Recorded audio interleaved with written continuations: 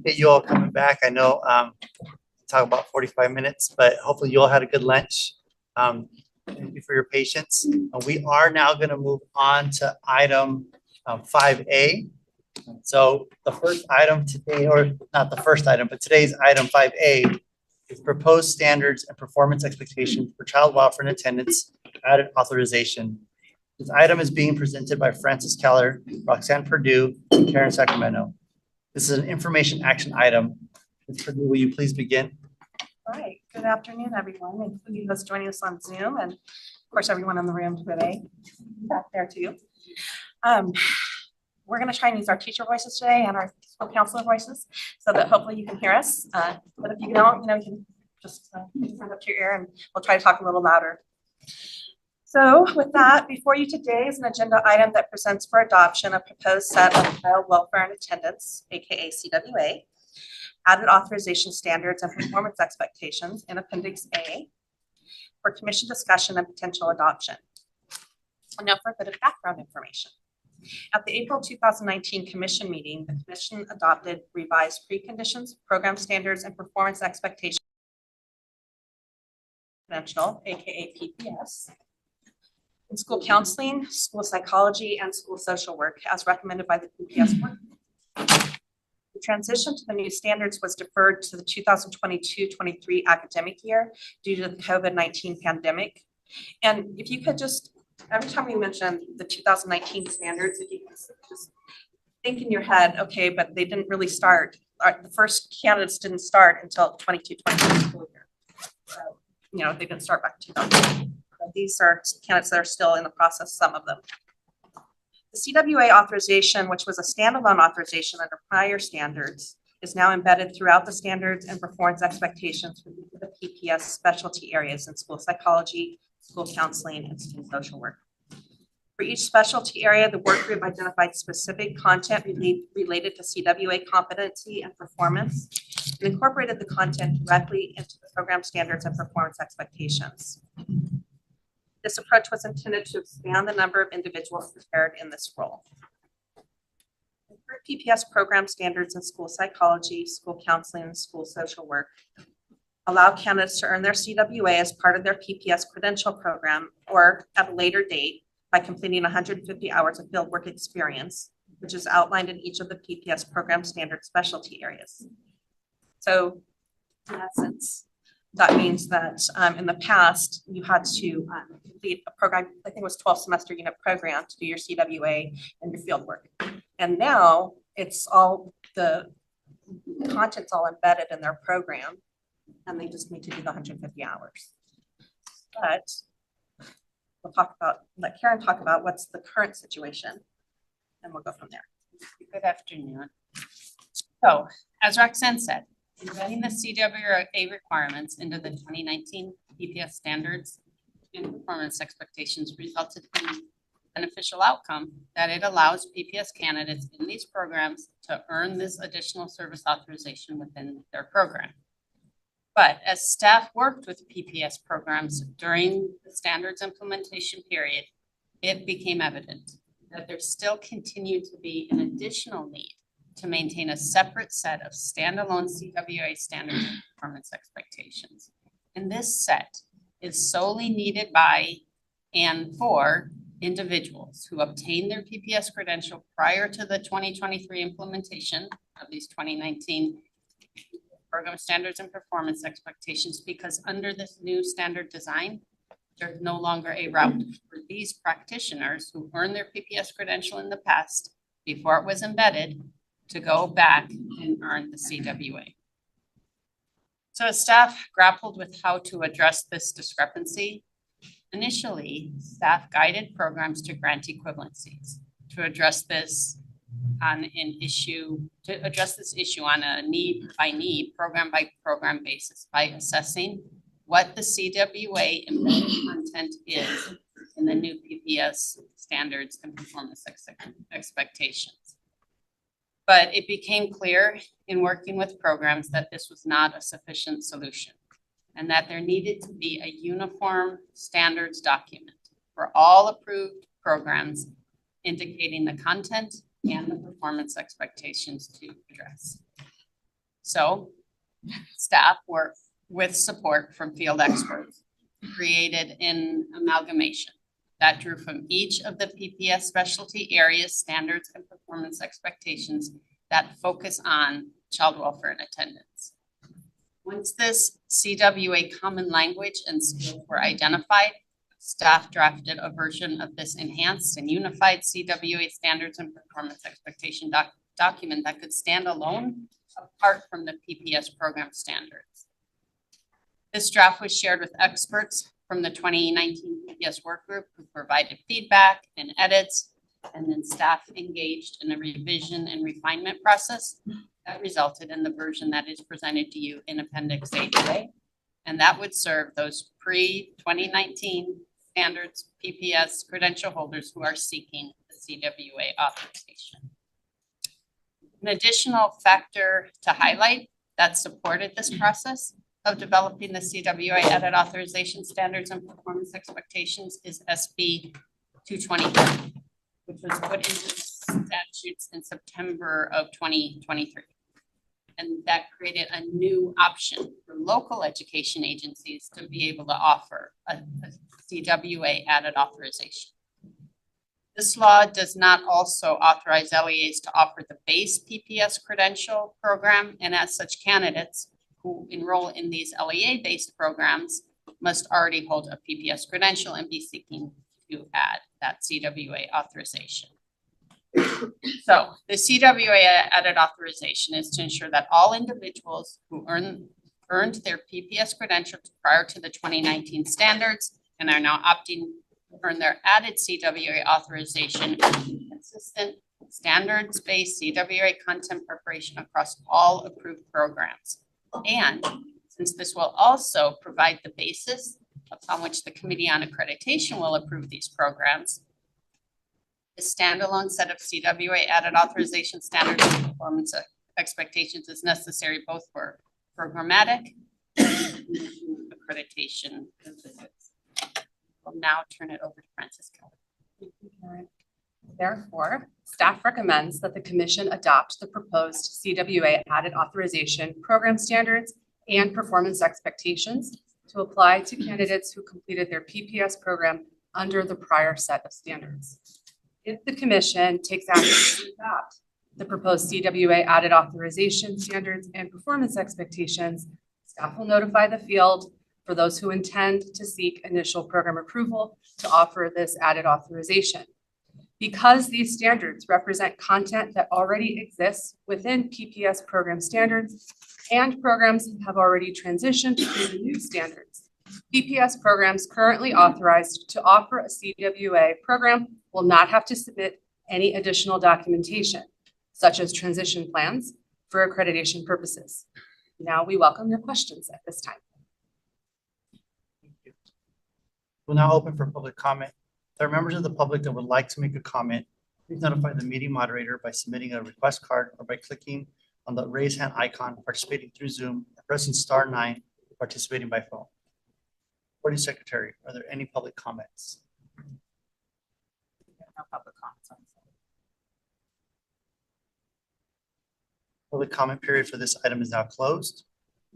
Do commissioners have any questions or comments on this item?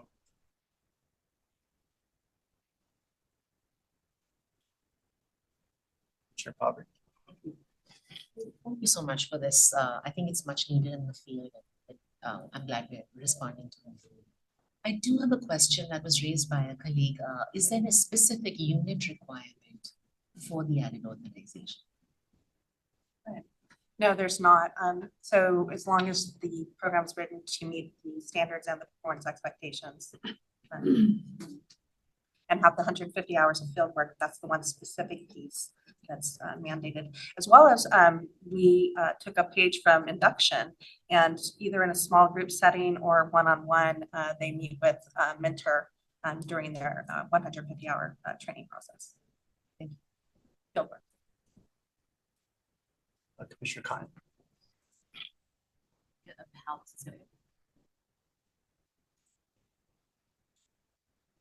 Our student improvement absenteeism, this authorization helps those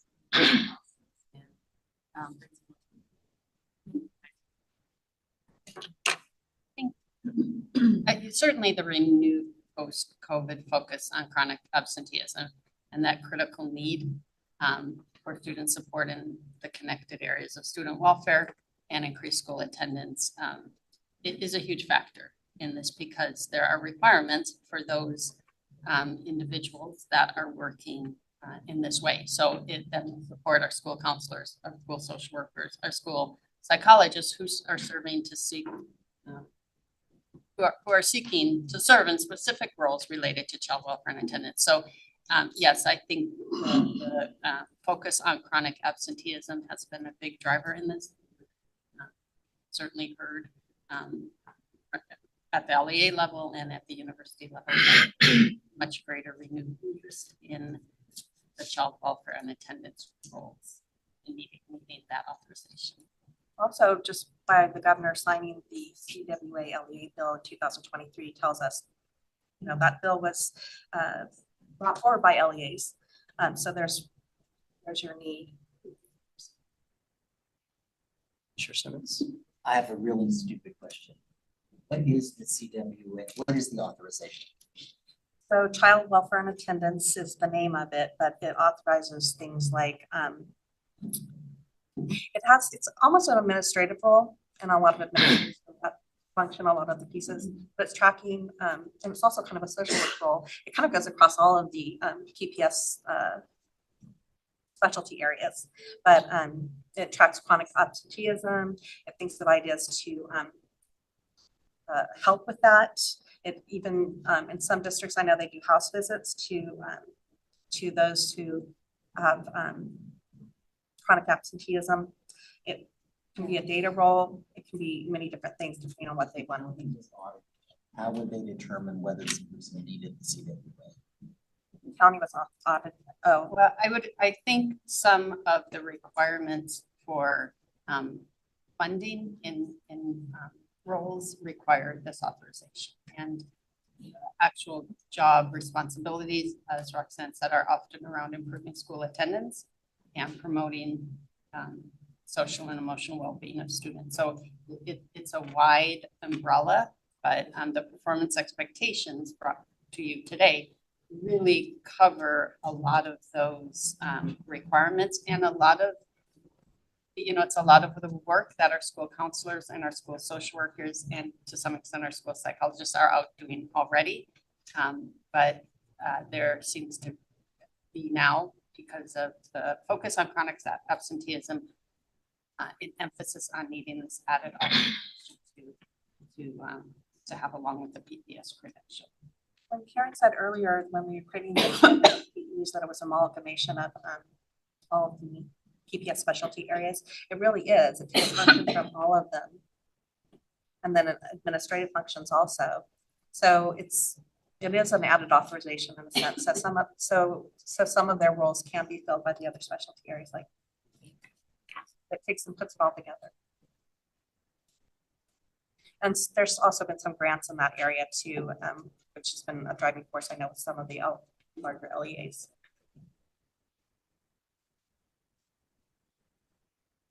Other commissioners? I have a few questions. Being a former CWA counselor myself, having the authorization prior to all of this.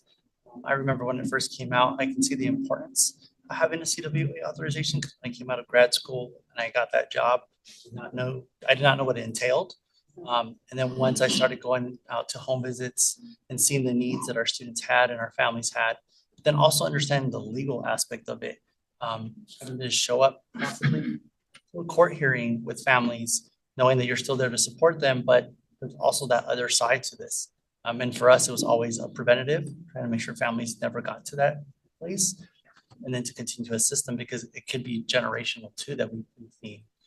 I think one of my concerns is, or questions, is you had mentioned it before, if I'm a current PPS holder and I want this authorization, and I'm currently in a CWA position, how would that impact my position? Will the LEA now have to require that CWA person to have that authorization?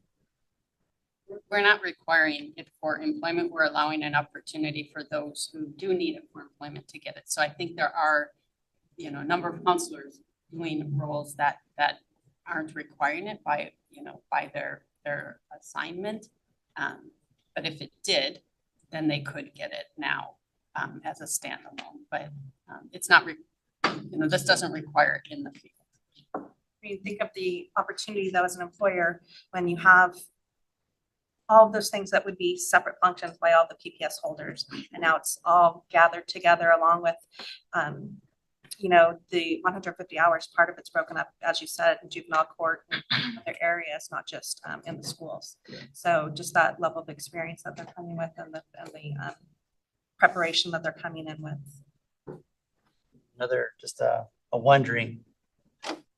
Can imagine possibly school psychologists possibly getting authorization just with the shortage that we have for school psychs. See it happening, but I just don't know if it would happen with the current state that we're in.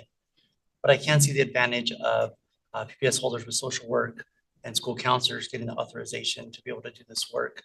As much as chronic absenteeism is a huge lift for a lot of us, the other component to this is also the positive attendance that students are doing well, the ones that are coming to school and have that percentage. How can CWA be tapped to reinforce that positive attendance that's often happening? I think we always look at the reactive measure, of getting sick, but also the preventative measure of those students who are currently attending. I think this is a great opportunity to have this embedded within a program while students are currently getting their PPS.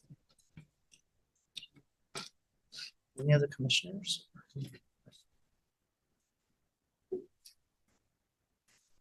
So with that, this is a information action item. Because it is an information action item, question is, do I have a motion that the commission adopt the proposed child welfare and attendance added authorization program standards and performance expectations to apply to candidates who completed their pupil personnel services program under the prior set of standards? I have Commissioner Cruz. Do I have a second? Commissioner Klatt? Is there any further discussion? The recording secretary, call for the vote. Each member please respond with aye, nay, or abstain. Annette Brown. Aye. Rosie Cardenas. Aye. Carol Carter. Aye. Wang Fu. Aye. Christopher Davis. Aye. Gwinnett Shire. Aye. Johanna Howitt. Aye. Donna Radia. Aye. Bonnie Clark. Aye. Ira Deb. Aye. Monica Martinez. Aye. David Simmons. Aye. Wang Rudolph. Aye. Motion carries. Thank you, Dr. Keller, Ms. Purdue, and Ms. Sacramento for your patience today. Thank you for being here. I think we are now skipping to 5D. Am I correct? Next, we have item 5D, the participant waiver request for literacy performance assessment and the CalTPA mathematics cycle field test. This item is being presented by Julie Holmes and Marissa Luna Lopez. This is an information action item. Start with the introduction of the commission staff. Good afternoon, commissioners. So this item before you requests waivers for all candidates participating in the field test of the literacy performance assessment that we talked about earlier today, and the CalTPA mathematics cycle for the PK to 3 early childhood education specialist instruction credential. In addition to asking for waivers for candidates to participate in these important field tests, we are also asking for an adoption of a minimum field test passing score for both the LPA and then now for the PK to 3 math cycle. In addition, we will be able to tell you a bit about the development of that math cycle and just remind all of us that we have granted waivers in the past for this type of work, and we're looking to do that again so we can continue the development of these two important performance assessments. So a little background for all of our multiple subjects and MMSN, mild to moderate and extensive support candidates. We do need to pass a reading instruction competence assessment and a teaching performance assessment. So pursuant to SB 488, beginning in the fall of 25, of course, all commission-approved performance assessments must include that focus on literacy to fulfill SB 488. And a lot was explained in the item we brought last August in front of you, all around the original pilot of the LPA. And we're here back today asking for permission to follow all of that and move forward with waivers for those in the LPA arena for the field test of the LPA. Remember, back in October of 2022, seems like a long time ago, we also, you all approved the PK-3 ECE credential. And in the approval of those TPEs for that credential, we had specific math-focused TPEs for the first time. So we had 6 domains, then we had 7 with literacy. Now we have in and only in the PK-3 credential domain 8, which focuses on early math learning. So what we're doing today is presenting to you information about both of these field tests. And with that, I will turn it over to my colleagues who are here, Julie Holmes and Marissa Luna Lopez. And Marissa will begin with discussing the LPA field test. Good afternoon. The development of the Literacy Performance Assessment, or LPA, for PK-3 EC specialists, multiple subject, and education specialist credential candidates is moving forward on schedule to conduct the expanded field test in the spring of 2025. Staff are here today requesting waivers like those the Commission previously granted to the LPA pilot study candidates, and are also requesting that the Commission establish a minimum passage rate of 14 points. 27 institutions have applied and have been accepted to participate in the LPA field test. For a complete list, please see Appendix C.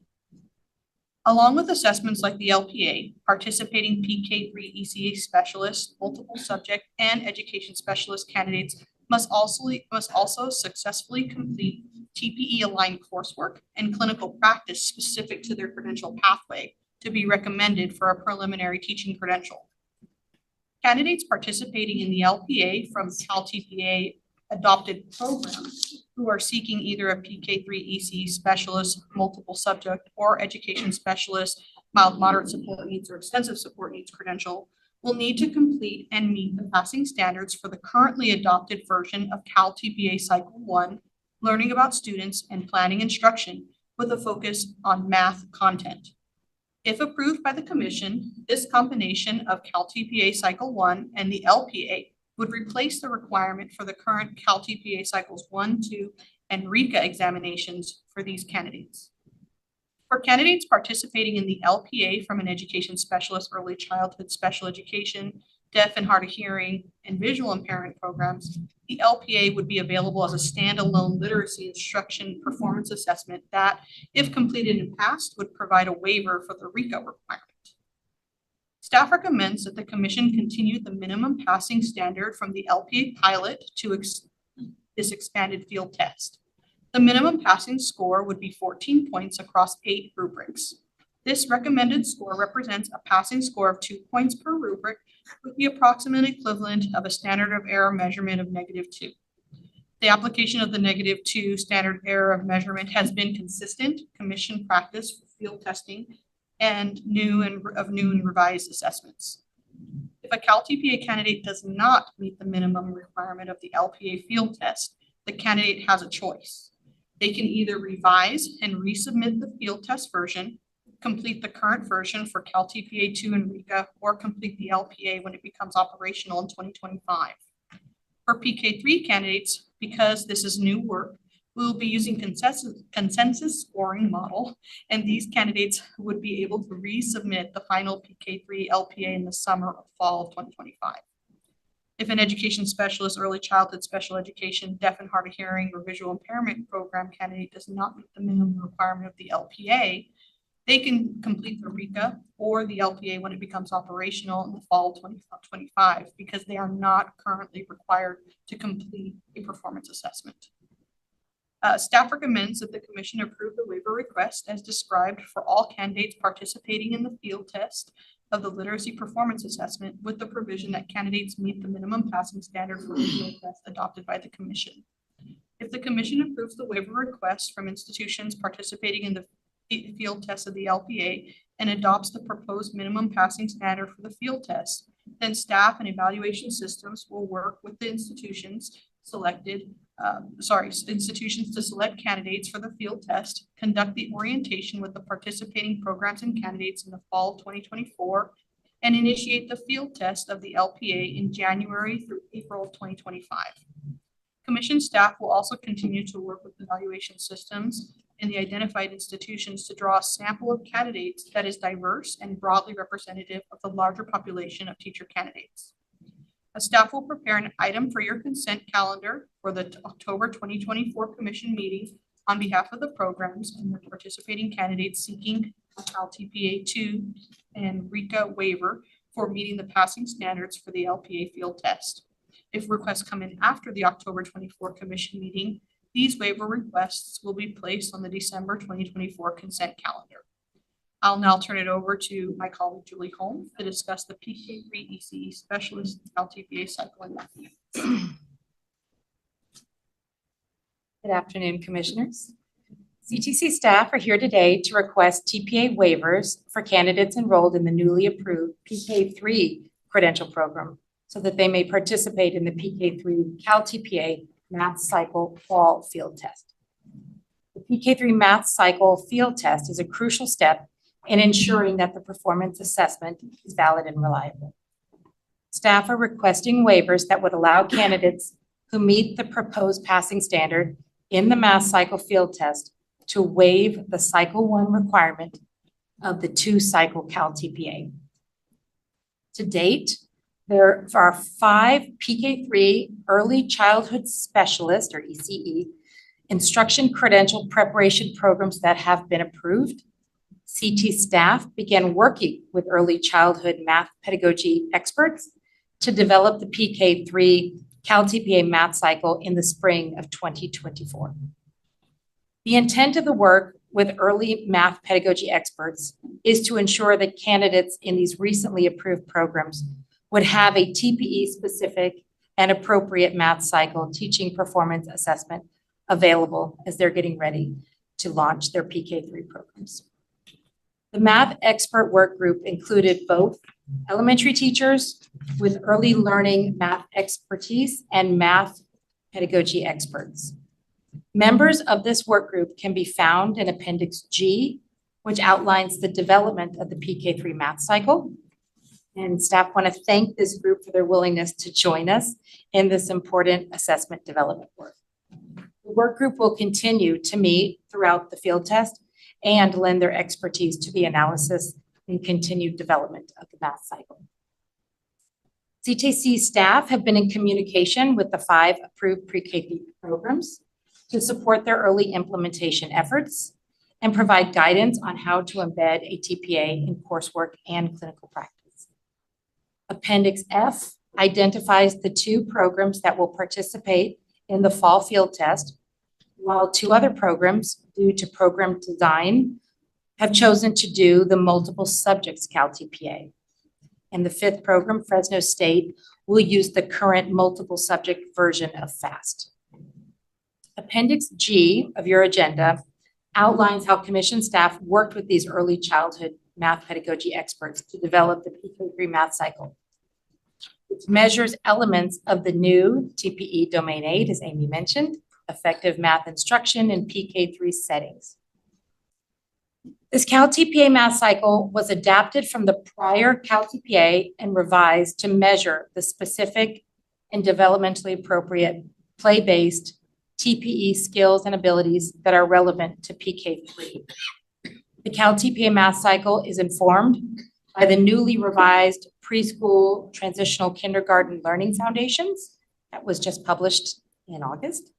And for older children in grades K through 3, the California Common Core State Standards for Math. The PK3 math cycle includes 4 steps: plan, teach and assess, reflect and apply, Candidates will develop and implement an asset-based, UDL-focused, play-oriented math activity, video recorded teaching, and provide commentary focused on what they were doing and why, followed by a reflection on the math activity's effectiveness and plans for future learning for the children that they are facilitating. More details are available in appendices E and G, which outlines the evidence table provided to candidates, as well as the development process of the PK3 math cycle. Under the current CalTPA model for multiple subjects candidates, one cycle focuses on math and the other on literacy, with candidates choosing the grade level and developmentally appropriate standards, play-based activities, and facilitation strategies for each cycle. As CalTPA Cycle 2 is being redesigned as the Literacy Performance Assessment, the LPA, there is a need for a math performance assessment cycle that evaluates candidates' ability to deliver effective early grades math learning experiences as outlined in the new Domain 8 of the PK3 TPEs. The PK3 math cycle field test is scheduled to begin in the fall of 2024, offering staff the opportunity to collect data on candidate performance and gather feedback from PK3 program coordinators, their faculty, cooperating teachers, mentors, and assessors. This process will help identify any necessary revisions before the full implementation in the fall of 2025. Candidates participating in the math cycle field test must also meet the passing standard for the PK3 LPA, Literacy Performance Assessment, to ensure that they complete both required cycles of the TPA. Candidates who do not pass the PK3 math field test will have the opportunity to complete the operational version of the PK3 math cycle in the fall of 2025. So staff recommends that the commission adopt a minimum passing standard for the PK3 math cycle, 14 points across 8 rubrics. This recommended score represents a passing score of 2 points per rubric with the approximate equivalent of a standard error of measurement, -2 applied. The application of a -2 SEM has been a consistent commission practice for field testing of new and revised performance assessments. Staff recommends that the commission approve waivers for candidates participating in the PK3 math cycle field test, provided that they meet the commission's adopted passing standard of 14 points, as passage would waive the Cycle 1 requirement of the CalTPA. Upon commission direction, staff will launch the PK3 math cycle CalTPA fall field test and continue to support programs through orientation webinars that review the program materials and the rubrics, along with additional support via office hours for both programs and candidates in the field test. The field test will run from September to November 2024. To add to the developing validity of the math assessment cycle, CTC staff will also conduct focus groups with the PK3 programs and candidates that are not participating in the field test in order to gather additional feedback about clarity, ease of use, and supports needed to engage in the math cycle. After the field test completion, candidate submissions will be scored through consensus scoring with trained and calibrated assessors who have expertise in early math learning, and the data will be analyzed to inform us of next steps before operational implementation in fall of 2025. At the October 24 commission meeting, staff will present an item on the consent calendar to request candidate waivers as needed and as needed on the December consent calendar as well. So, to recap, staff is recommending that the commission approve waivers for the CalTPA Cycle 2 requirement and RICA for candidates who participate and pass the spring 2025 LPA field test, as my colleague Marissa described, and adopt a passing standard for the LPA of 14 points. To recap, for the CalTPA PK3 math cycle, staff is recommending that the commission approve the PK3 draft cycle and its alignment to TPE Domain 8, approve waivers for candidates participating in the fall field test, and adopt a passing standard for the math cycle of 14 points. And this concludes our presentation of the waiver items. We're available to answer your questions. Thank you. We're now open for public comment. If there are members of the public that would like to make a comment, please notify the meeting moderator by submitting a request card by clicking on the raise hand icon if participating through Zoom. *9 if participating by phone. Public comment is limited to 2 minutes per speaker. Recording secretary, are there any public comments?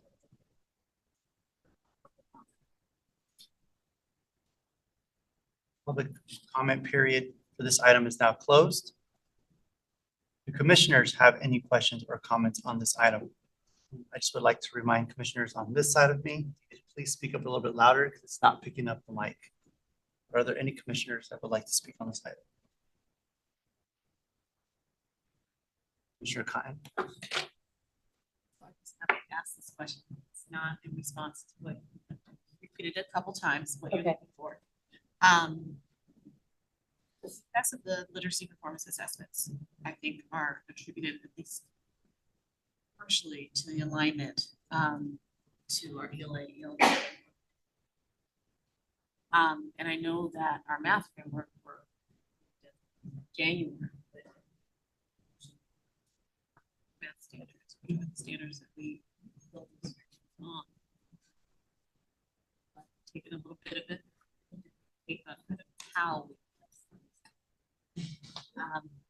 Is there any alignment in the work? Sorry, Commissioner Kine, can you use your teacher voice a little bit more? Yes, I can. Is there any alignment to the work of the math framework, or is there any room for that to happen through this process?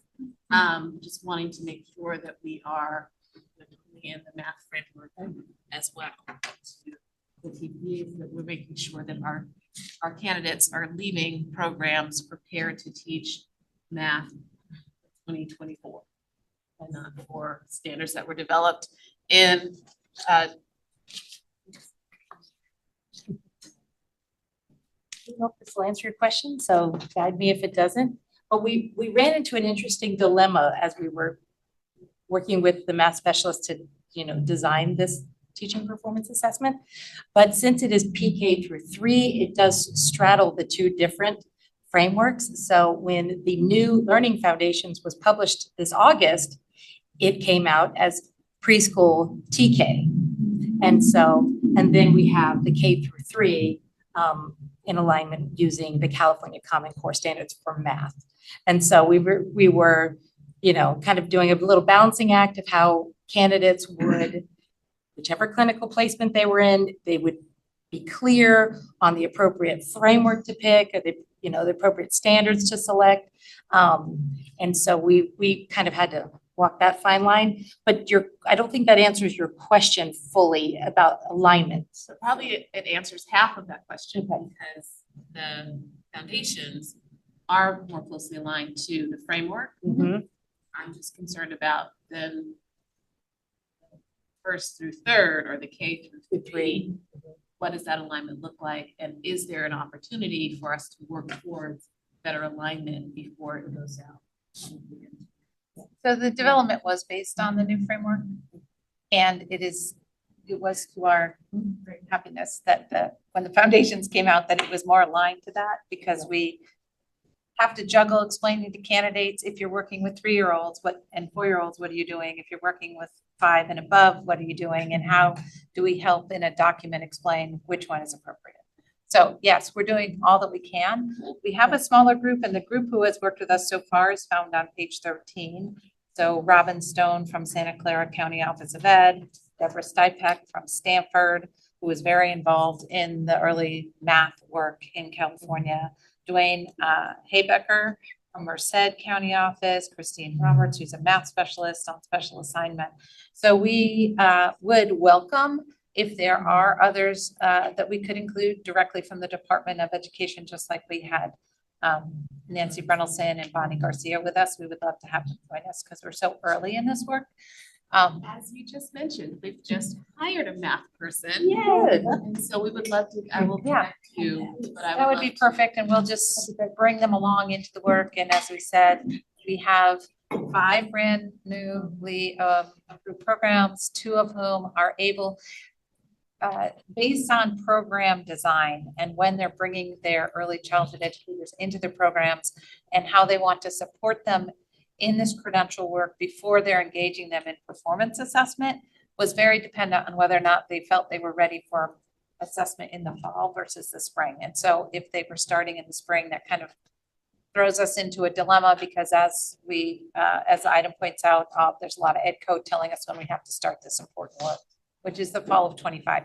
So we're doing the best we can on a short and tight timeline to embrace and support the 5 approved PK-3 programs, see if they're ready to engage. We will offer extra special support to them and to their candidates as we come into this and continue to study it. And because it's so new, we will have, again, a lot of consideration when we come back to you in spring about a sort of rollout plan, about how we can help these new programs, not only with their instruction and their clinical setting practice deliberations, but also how then we weave in performance assessment. And so we have some time, I guess, is my short answer, Cheryl. And if you have direct people we can work with at the department, we would love to engage them, tomorrow. If they're available. Okay, great. Thanks. Other commissioners? Brown? Thank you. Thank you.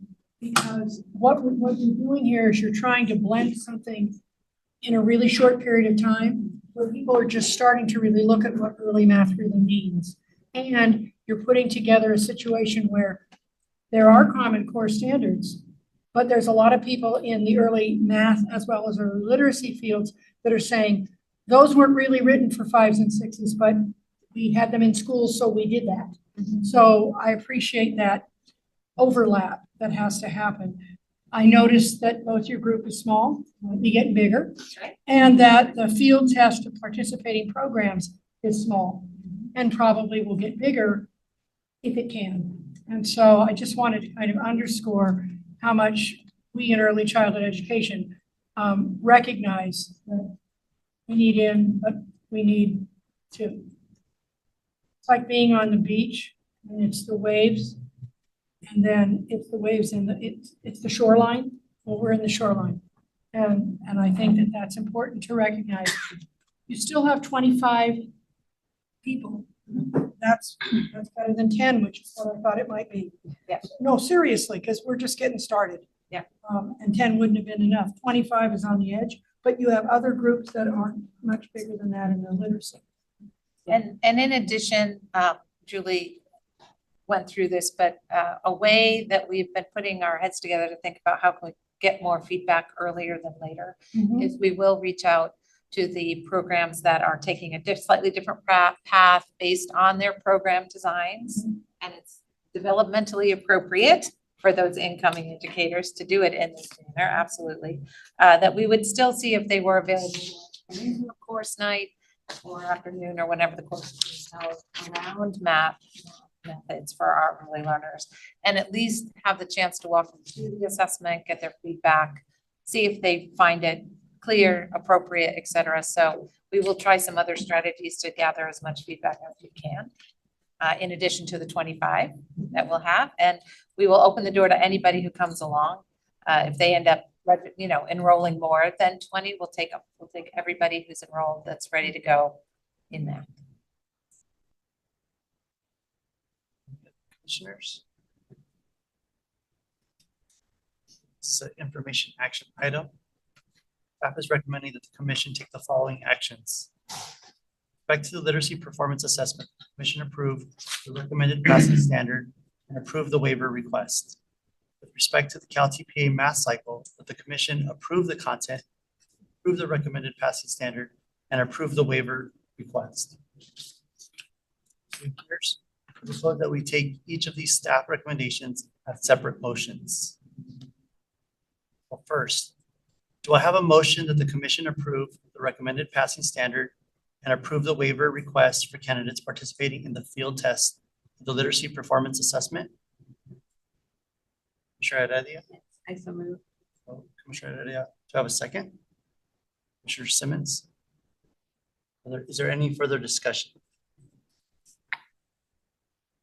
The recording secretary call for the vote. Each member please respond with aye, nay, or abstain. Matt Brown. Aye. Jose Cardenas. Aye. Carol Carlton. Bruce. Aye. Christopher Davis. Aye. Bruno Shire. Aye. Howard. Aye. Susan Aradia. Aye. Aye. Monica Martinez. Aye. Lee Simmons. Aye. Ron Yusoff. Aye. Carries. Next, do I have a motion to the commission approve the content, approve the recommended passing standard, and approve the waiver request for the CalTPA math cycle? So moved. Commissioner Davis, do I have a second? Commissioner Brown? Is there any further discussion? The recording secretary call for the vote. Member, please respond with aye, nay, or abstain. Matt Brown. Aye. Jose Cardenas. Aye. Carol Carlton. Bruce. Aye. Christopher Davis. Aye. Peter Bruno Shire. Aye. Hannah Howard. Aye. Lydia. Aye. Scott. Aye. Aye. Monica Martinez. Aye. Ron Yusoff. Carries. Thank you, Ms. Holmes, Ms. Luna Lopez, and Ms. Rising. Appreciate you. Thank you.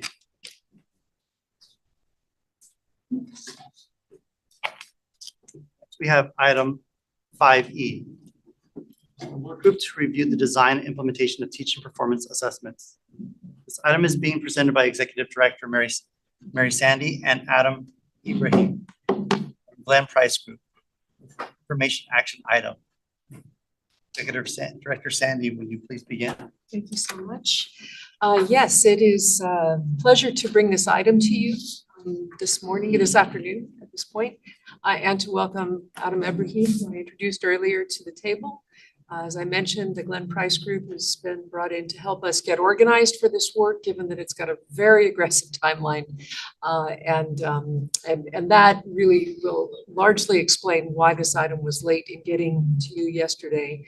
We were able to confirm that the proposed members would be able to take this work on, and we wanted to make sure we had that confirmation before we brought this to you. But the timeframe for getting this work group roster put together for you is very compressed. And so we are very happy to bring this to you this morning. In addition to the work group itself that is proposed for your consideration, we are expecting the chair to name liaisons from the commission. We've also invited Cheryl Commissioner Cotton, to name a liaison from the Department of Education to keep this, walking side by side, going as we undertake this work together. So with that, I'm going to turn it over to Adam, and please take on the presentation. Thank you, and good afternoon, Chair Shire and members of the commission. And thank you and the public, and thank you, Executive Director Sandy, for the warm welcome this morning. We are grateful for your time, your collaboration, and the support that you have extended to us in this work as we've come up to speed. I would also like to thank the Commission's General Counsel, Vanessa Whitnell, who has been supportive and also bringing us up to speed in this short period of time. And of course, the work of Rhonda Brown and Haiju Thrall, whose attention to detail and professionalism is unlike anything I've experienced before. And so I'm very grateful. I am honored to be here before you today to present item 5B, the work group to review the design and implementation of teaching performance assessments. And this item is intended to provide the commission with necessary background information to deliberate and consider action to adopt a work group charge that consolidates past commission guidance with pending requirements of Senate Bill 1263. And B, consider action to appoint members to that work group. So before we get to those items, I want to provide just a little bit of background and point you to some of the resources in the item to help you deliberate and make your decisions. The first is there are two trajectories of work group concepts to review the design and implementation of the teaching performance assessments, which we hope to reconcile and consolidate in this item. The first is the work group idea brought to the commission by staff in October and December of 2023. That would operate under the guidelines of current Education Code section 44320.2 D1, which can be found in Appendix A of this item.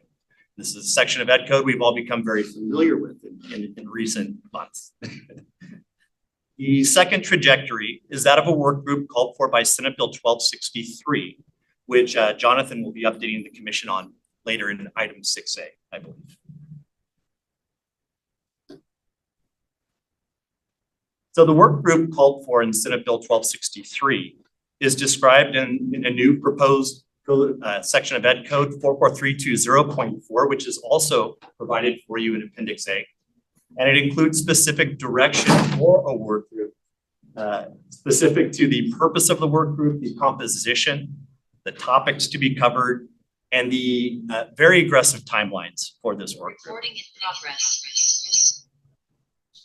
Am I the only one that heard that? Okay, that's good. Just wanted That was to. the clown from CFT, sorry. Virginia the link. I went too far. Oh, good. Appreciate it. Is there a sergeant at arms to escort me out of here? Yeah. We're okay. Apologize. All good. All right, so also in Appendix A is a consolidated work group charge that is responsive to guidance from the commission during the June 2024 meeting. And I have enjoyed going back and watching all of these meetings at 1.5 speed, which is truly a wonderful experience. If you want to go back and do that, it's very entertaining. So this charge, which the commission is being asked to consider and take action on following this presentation, would allow the work group to review the design and implementation of the performance assessment, which I'm not going to say that anymore. I'm going to call that the RICA work group from this point on. And save at least 20 minutes to move forward immediately in a way that meets the requirements of the current and proposed statutes. So about these aggressive timelines, I'd like to draw your attention to table 1 on page 5E, page 2.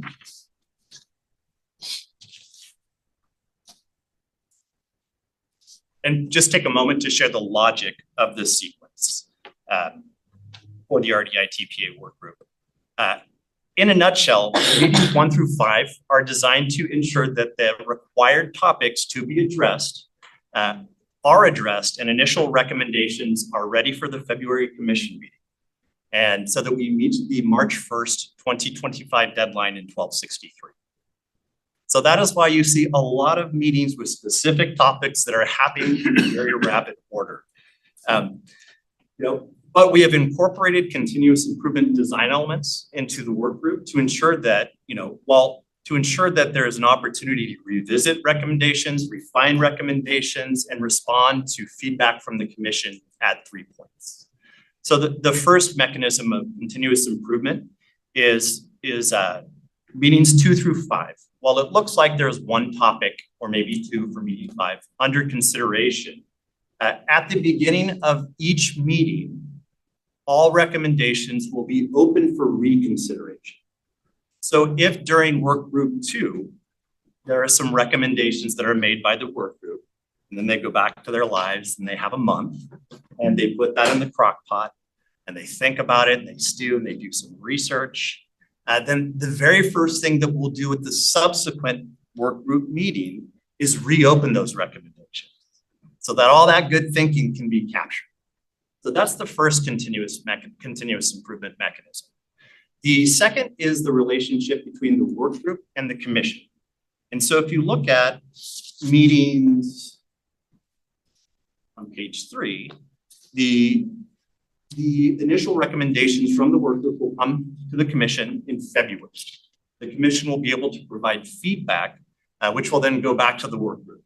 The work group will consider the feedback, fold that feedback into revised recommendations, and send it back to you in draft form. And then you'll have another round of that. And then the final recommendations will come forward in June of 2025. So that is the aggressive timeline that is being referred to. And so let's see. And the idea behind this is that there's an ongoing feedback loop between the commission and this work. So that there is a sort of dialogue and that it isn't just sort of a long deliberation. And then at the end, we pop out recommendations that get a thumbs up or a thumbs down. We intend this to be dialectic. We intend this to be iterative. So next, I'd like to draw your attention to Appendix B and C on pages 5E, 7, 8, and 9, which details a proposed roster for skip something, sorry. So one thing that I failed to mention is that in Appendix A is a workgroup charge that integrates the requirements of Senate Bill 1263 with the direction from the commission in the December and October meetings, right? So that charge, which we're asking you to consider and take action on today, is a synthesis of that. That is a consolidated charge, which would allow us to get moving. So kind of back to the roster. I'd like, the commission to consider the different, we have in Appendix B and C, the roster for the proposed RICA workgroup, as well as a table of demographics. So you can know a little bit more about the collective resume, the collective experience, the collective demographics of the workgroup that we are proposing that you appoint here today. And just by way of background, the application was posted. The application to serve on the work group was posted and circulated on July 25th, 2024, and it remained open until August 19th. During that time, the commission received 166 applications, and candidates were sorted into an initial sort pool, and then they were evaluated based on their short answer responses to questions about their preparation to participate in the work group and their understanding of the purpose of performance assessment in educator preparation. Applicant resumes were reviewed for corroborating evidence of experience and expertise, and they were sorted into 3 levels based on the strength of their applications. The sorted applications were then separated into selection pools across the 3 required workgroup member categories: classroom teachers, teacher educators, and performance assessment experts. The strongest applications were reviewed within each category, and the top 8 candidates in each were selected and recorded in the roster report. So this concludes my presentation. I would like to pass the ball back to Executive Director Sandy for any additional comments, and we'll hold steady here to answer any questions that you may have. Thank you. I don't have much to add other than to say this is, I'm excited about pulling a work group together to do this work. The opportunity to take this kind of deep dive. I'm remembering the statutory panel. The first one I ever worked on was the Senate Bill 1422 Advisory Panel.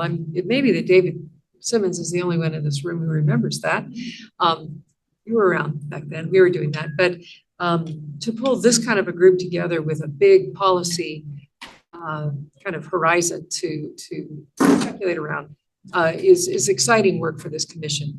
That group met over a 21-month period. I think they met 18 times. And, the then executive director referred to it as the Ben-Hur panel. It just keeps going on, right? This is the opposite of that. This is the Cliff Notes version of that. And the truth is, as I look at it, and as we've contemplated and pulled out of your own prior meetings and the proposals in Senate Bill 1263, we think that doing this kind of intensive deep dive across these topics is going to yield some really important recommendations for our consideration and for your consideration. It is certainly the beginning of it. And as we dig in and come through the work group process and then get into, the further analysis of what it might take to analyze, to implement these recommendations, we're looking at, a 3 to 5 year work plan for the kinds of things we might be doing, both with performance assessments and importantly with accreditation. These things have to live hand in hand. They do, and that your earliest conversations, ongoing conversations, and the work of Senate Bill 1263 really tie these things together in ways that are important, I think, for the work of the commission. So in looking at the demographic layout, I am excited that 23 of the 24 members of this group hold a teaching credential. this group. That's exciting, right? But we were also very careful to make sure that a third of the group are actually classroom teachers in a classroom setting, which is not in any way to belittle or denigrate what being a TOSA is, or being, the different ways in which these teachers have moved forward in their profession. But that classroom view is so critical to our understanding, as we know, as all of you know, you bring that yourselves to this table. That we have a good spectrum of teacher educators from the various types and pathways that we consider here, from student teaching based approaches to intern approaches offered by each of the three major segments of higher education, but also by the LEA community.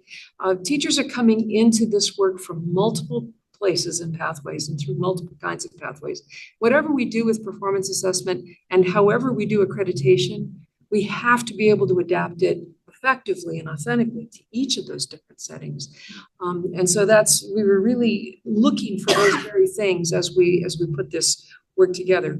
We also thought it was quite critical that we have people on this panel who've taken a TPA, right? So, I mean, there's nothing, the only better way to understand a performance assessment than taking it, I think, is to score it, which really gives you insight into what you're asking, how candidates respond to that, and what you can make of it at the end of the day about determining somebody's readiness to begin this work. It is exciting to have the kind of expertise across all three segments of this group to look at. We, of course, have got geographic distribution. We've got a pretty good balance across CSU, UC, private, and LEA. The different kinds of credentials that are represented here that we've got special education, we've got administrative services, we've got multiple subject, we've got single subject, and we've got some early childhood as well. Just anticipating that question's coming at some point. At this table, it always does, as it should. We also were looking for expertise with accreditation, which is critical to the charge that we're putting before them. And we have a good number of people who have at least worked on writing reports and putting together the documentation that we rely on in accreditation, as well as members of the Board of Institutional Reviewers. We're excited by the number of National Board certified teachers who applied for this and are coming in. So I think this is going to be the hottest ticket in town for the next 6 months. All right, if you're me and you get geek out on these kinds of things, this is like, don't miss, plan your whole calendar around these meeting dates. So we appreciate the opportunity to present this to you, and happy to answer any questions. He gets to answer all the hard questions, and I'm just here for the vamping part of it. So. All right, so we will now open it for public comment. If there are any members of the public that would like to make a comment, please notify the meeting moderator by submitting a request card or by clicking on the raise hand icon if participating through Zoom, or pressing *9 if participating by phone. Public comment is limited to 2 minutes per speaker. Recording secretary, are there any public comments?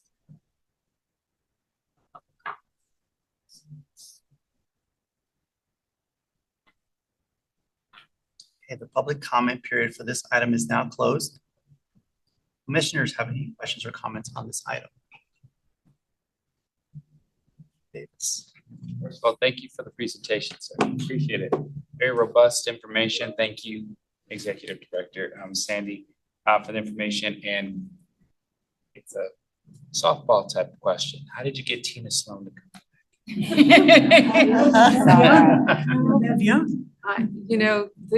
I think it's a question for Tina Sloan. But what I would say is that those of us that have been working on this idea for as long as we have, and this began for me in the early 1990s with our work in the New Teacher Project, which became the Beginning Teacher Support and Assessment Project, where we were working on different models of formative assessment as a teaching tool and a coaching tool in induction. And the more we learned about that, and the more that sat alongside the National Board certification process, again, a performance assessment of demonstration and portfolio of your expertise and readiness for certification as a top tier in your field. That's where the seeds of how do we get this concept of developing as a teacher and as an educator How do we get these seeds planted in teacher preparation early on? Because this is rich in the professional development space, but we shouldn't ignore it in the early teacher development space. And Tina was definitely part of that. Tina Sloan was part of that and the work that she and others did at UC Santa Barbara. And they wrote about, there's absolutely beautiful modeling there of how this works when you have a fully committed faculty in teacher education and a group of students who are game to, and teachers in training who are game to, and they trust you as their faculty to do this work.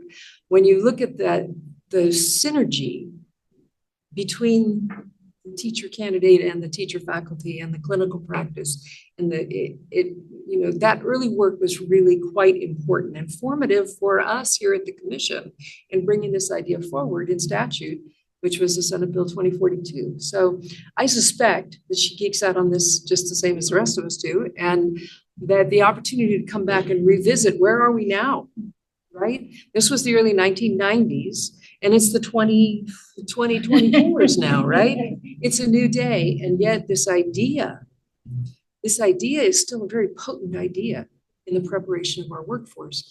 But how can it be, how do we consider it? How does it look in today's context? I think she's very excited about that. Now, she's going to contradict me if she ever comes to the room and say, Mary, I just needed something to do on Thursday. And then the baseball question. Uh-oh. I'm sorry about the announcement. He's the baseball guy. Well, Oh, no. organized labor. I noticed that wasn't a demographic point on the data presented. And I thought maybe like CTA, CFT would have like a category or something in this list. Was that a consideration at all, or was that something that is sort of embedded because we have classroom teachers and we assume some or most or all of them are part of this organized labor? Thank you for your question. It's important. In Senate Bill 1263, there is a requirement to consult organized labor groups as well as education partners. They were consulted. There are representatives but the key distinction here is that they are not representatives of an organization. So if you were nominated by CSESA, you are not a representative of CSESA, AXA, all of the groups that are consulted as part of selection processes. They are really there as part of that statutory group. So they are there as classroom teachers. They are there as teacher educators, and they are there as teacher performance assessment experts, which includes teachers on special assignment.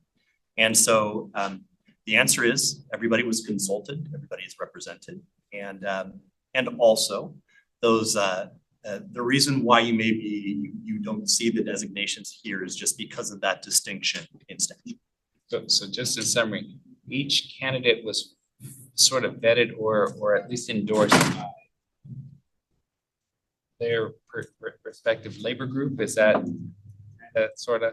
No, Each of the different interest groups were invited to nominate someone, and that nominee was put into the pool. But if they were nominated and they were eligible, in other words, there were no conflicts that would keep them out, they were the first, 7 fitting across 3 categories: teachers, teacher educators, and TPA experts. So that's where we started, and then we built from there.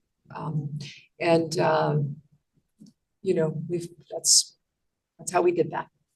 And just a qualifier for my question, the reason why is because since the Tina Sloan days, just bringing the softball and the baseball analogies back together, as I've sat around this table, organized labor has come to the table to speak about objections to certain aspects of the assessments and the TPAs. And I just wanted to make sure that those voices were represented. So. Absolutely. Thank you, Commissioner Davis. This is a timely question because fall ball started for my son. And you are an award-winning coach, so I do remember that. Are there any other commissioners? I'm sorry. No, I just wanted to say that this is a public vetting of the whole group also. So anyone who has anything to say about that is welcome to do so here. Commissioner Klatt and Commissioner as well. I just have just a little, I wanted to give some appreciation to Appendix C, because I think oftentimes we see these work groups and we get information, but it really made me feel like I had a good sense of the people who are serving on this work group. And so I just wanted to shout that out, that Appendix C was awesome. I loved it. And thank you, staff, for knowing the right questions to ask to really make this group come alive on paper. So thank you. Sure, Francois. I don't have a personal comment, but I did want to take an opportunity to lift up the written comment that Ed Trust was saying. I read it as it relates to equity-focused improvements to the design and implementation. Okay. And in particular, I think these words should guide this group.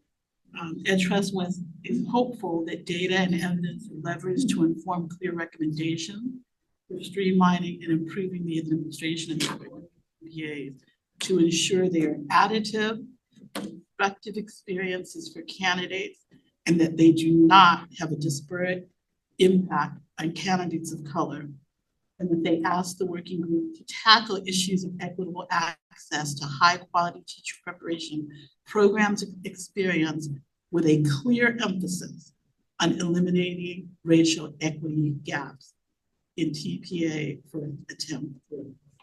It is so it's so easy for us when we do this work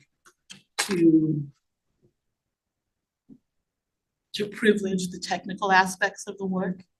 And this is the kind of thing that we forget. And this is the kind of thing that will move the needle for not only educators of color, but the children that they serve. And so I just wanted to lift that and show my appreciation for their articulation of that purpose. Commissioner Simmons. Well, I just think this is an amazing group. And the only thing that would make it better is if I could get invited to it.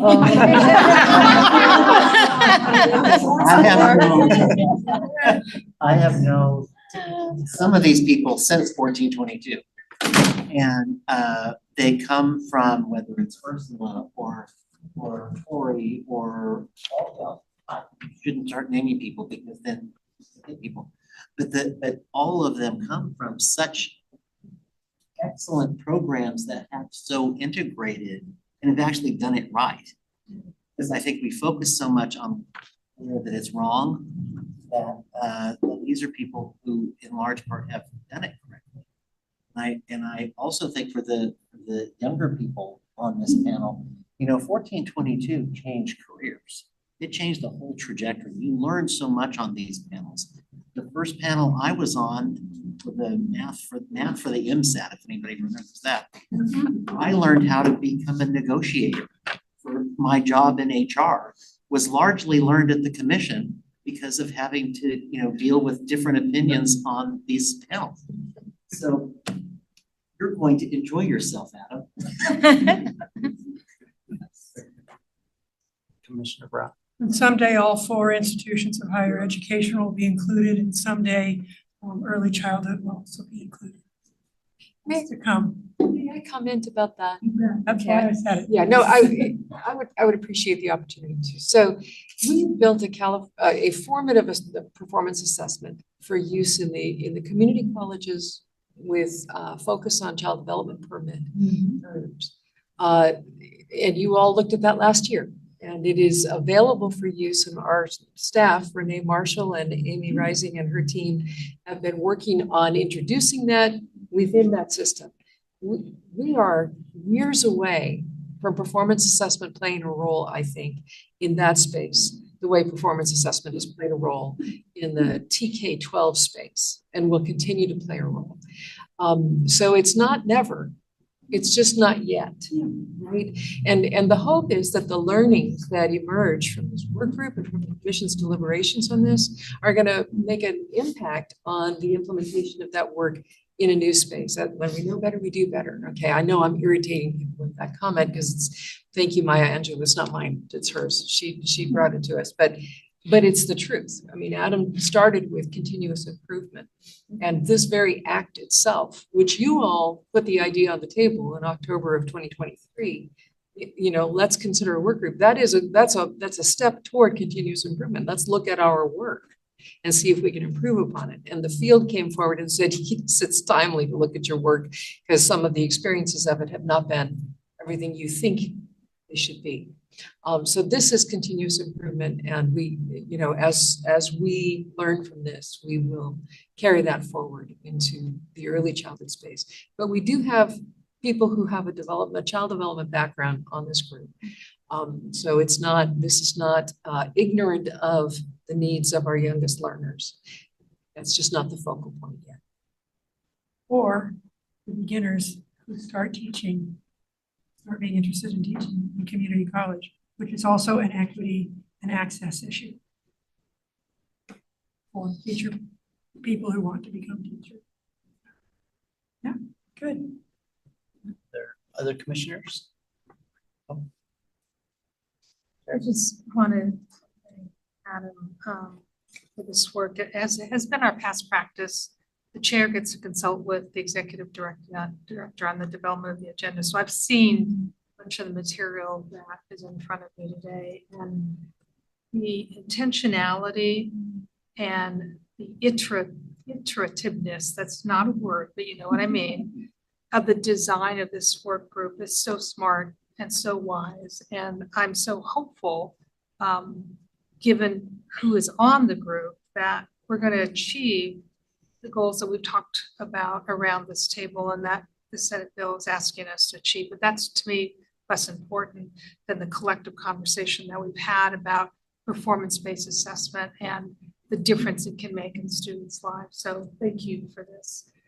And as Mary noted at the beginning of her comments, I have the opportunity and privilege to nominate a couple of folks from the commission to serve as liaisons. So I'm looking at this side of the table. I did ask them ahead of time, and Commissioner Francois and Commissioner Brown graciously agreed to be our liaisons to this work group to keep us informed as this work group moves forward. So thank you in advance for your time. I know you've seen the schedule and your expertise and the contributions you will make. Are there any other commissioners? If I could, I also too believe this is an excellent group of friends and colleagues that make up this work group. And I'm so excited to have my colleague commissioners over here. I just wanted to just raise a little bit. The folks that are representing the privates are not typical of our sector. So Stanford, University of Southern California, and Alder are really quite unique to our sector. And so just recognizing that there are some other folks who no longer work in our sector that have worked in our sector before at some of our other institutions. So just making sure to kind of elevate the voices of, our groups that, 75% of AICCU is emerging or currently HSIs. Most of them are not as big as Stanford and USC. Some are quite small, and some of them have an eclectic mix of programming. So just to make that awareness, bring that awareness to you. Mm-hmm. Are there any other commissioners? The one thing that I would like to add is just continuing to get the voice of the candidates and the students who will be impacted by the decisions that we make. I think that's going to be important to continue to elevate as RJ, continue to support us in remembering that. So whoever our student liaison is, it's having that voice for the candidates it's going to impact. With that said, there's no other commissioners that would like to add. This is an information action item. Do I have a motion that the commission adopt the consolidated charge for the RDI TPA work group and approve the work group members presented in this item? Commissioner Litt, move. Second. Commissioner Davis. Any further discussion? The recording secretary call for the vote. Each member please respond with aye, nay, or abstain. Brown. Aye. Jose Cardenas. Aye. Joe Cotton. Juan Cruz. Christopher Davis. Aye.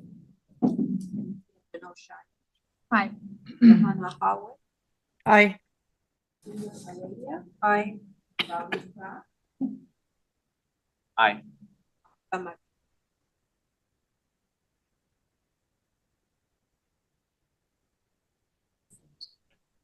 She's frozen. She's, no, she's. Maybe she can hear. Monica, can you hear us? I couldn't hear you before. Aye. David Simmons. Aye. Huang Yuzoff. Aye. Motion carries. Thank you, Executive Director Sandy, Mr. Abraham. Thank you so much. This is a great item. We're now on to our next item. Item 5F. Our last Educator Preparation Committee item for today is 5F. Options to support teachers and candidates during transition from to literacy performance assessment.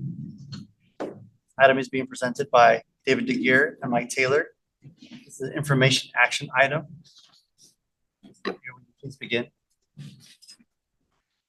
Good afternoon, Commissioners. This agenda item discusses the transition from the Reading Instruction Competence Assessment, or RICA, to Literacy Performance Assessment that will occur over the course of this 2024-2025 academic year. It presents a proposed secondary passing standard for the RICA for the remainder of this academic year.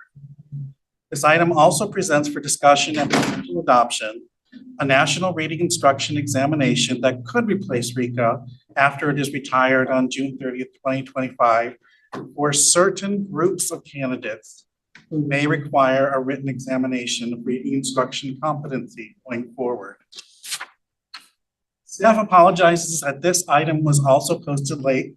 Staff was trying to balance a strong desire to find ways to help as many people as possible complete the RICA requirement before it is retired next July, as well as to ease anxiety about what will happen after that, with making sure that we were translating complex data into accurate summaries for you and the public.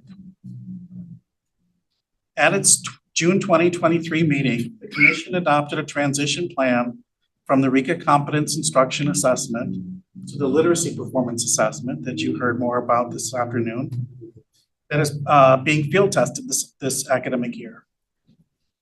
These two measures present very different methodologies for assessing competency in reading instruction. The RICA is a written multiple choice and short constructed answer examination of a candidate's ability to teach reading and literacy, while the LPA is a performance assessment of a candidate's ability to demonstrate with students in a classroom that they can effectively teach reading and literacy. As part of the transition plan from RICA to the LPA, staff provided notice to program sponsors and candidates that the RICA would be retired as of June 30th, 2025. Since then, staff has identified two candidate groups who will be particularly affected by the time frame for transitioning from to the new LPA as of June 30th, 2025, which is now less than a year away.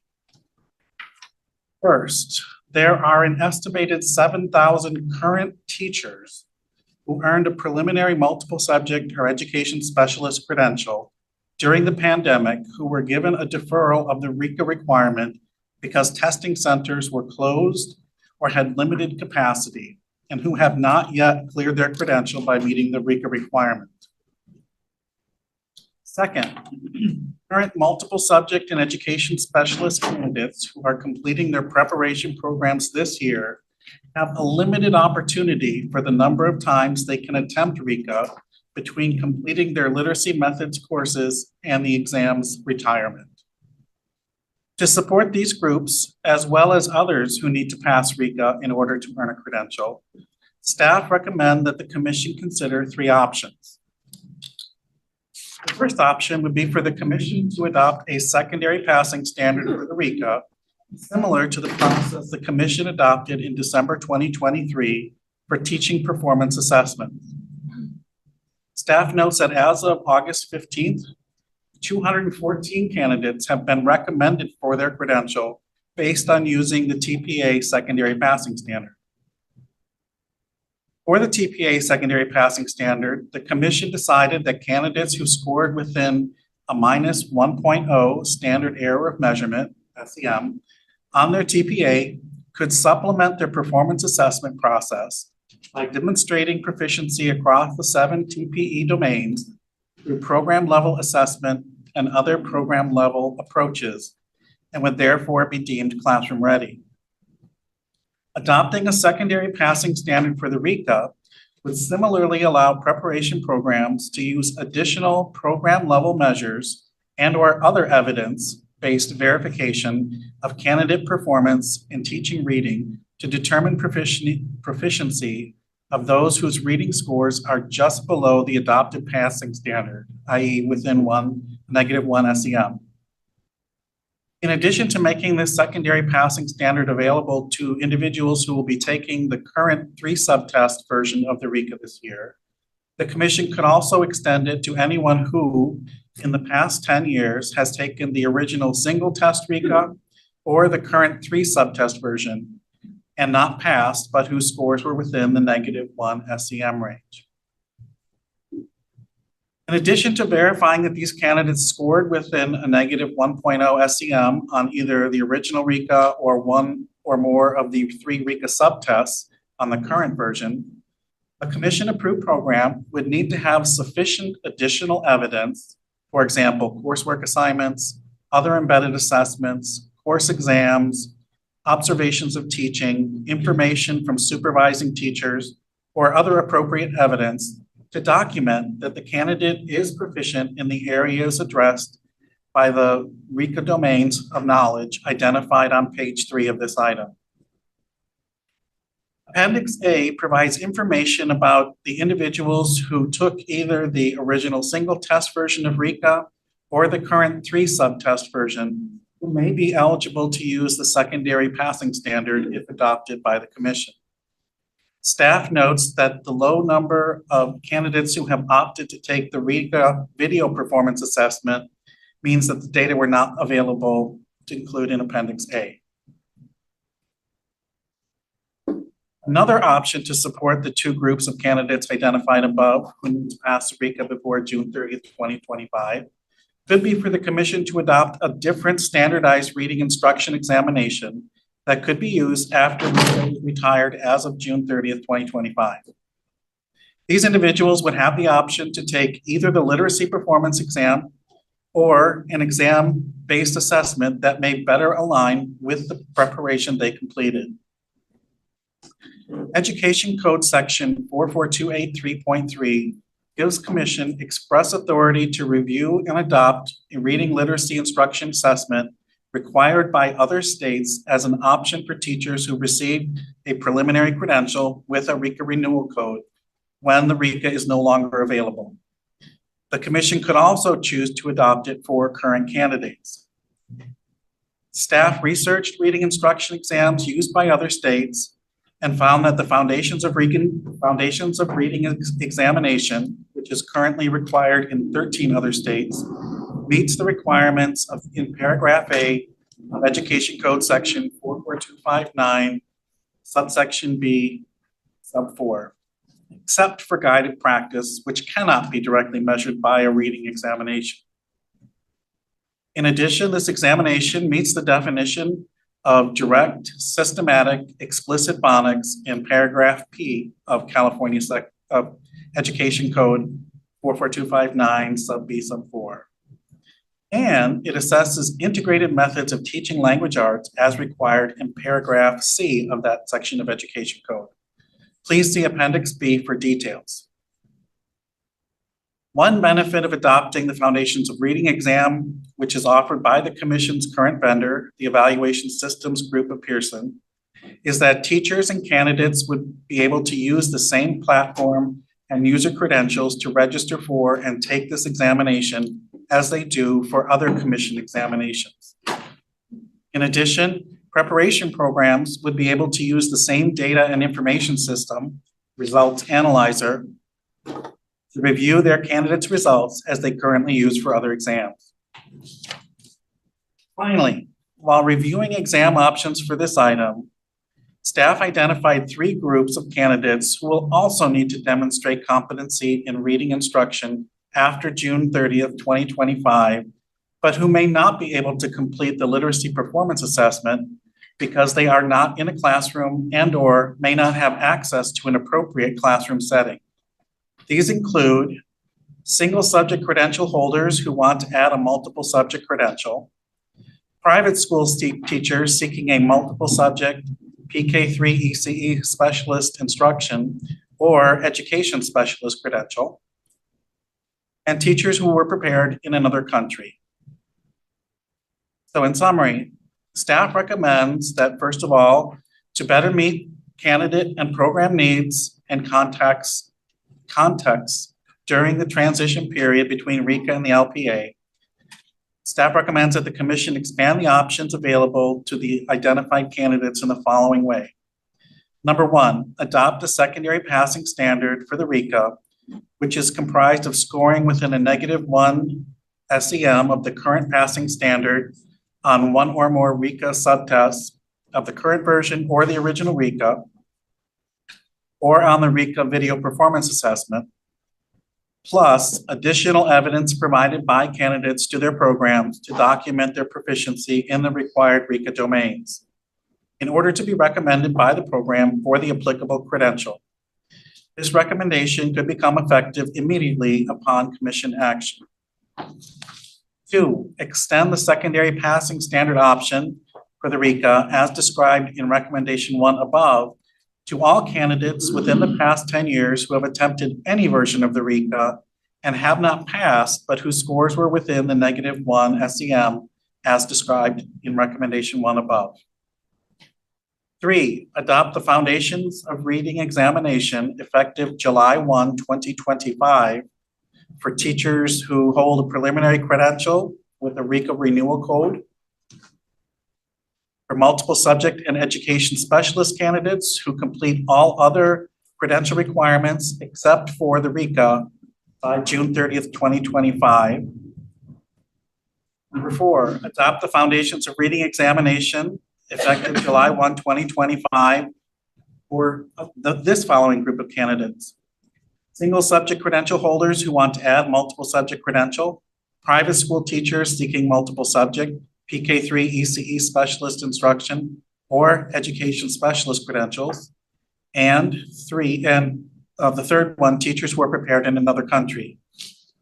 Finally, we recommend that you direct staff to convene a standard setting panel to recommend a passing standard for the Foundations of Reading examination that is consistent with the TPE 7 expectations for beginning teachers.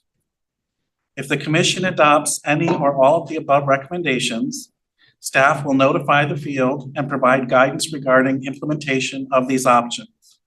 Staff will work with our exams vendor evaluation systems to notify everyone who has registered for or taken the RICA in either format, but not passed regarding these new options. Staff would also begin planning to conduct a standard setting process for the Foundations of Reading exam. Mike Taylor, our exams consultant, and I are here to answer any questions that you may have. We will now open for public comment. For members of the public that would like to make a comment, please notify the meeting moderator by submitting a request card or by clicking on the raise hand icon. If participating through Zoom or pressing *9 if participating by phone. Public comment is limited to 2 minutes per speaker. Recording secretary, are there any public comments? Allison Sorio, please unmute your microphone.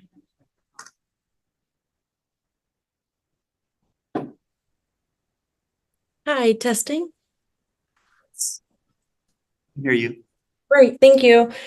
Hi, everyone. I'm Allison Osorio with Public Advocates. I'm calling in today because as you all consider supporting candidates and transitioning from the RICA to the literacy performance assessment. I was calling to inquire about the commission strategy for informing teacher candidates about the recent elimination of the CBEST.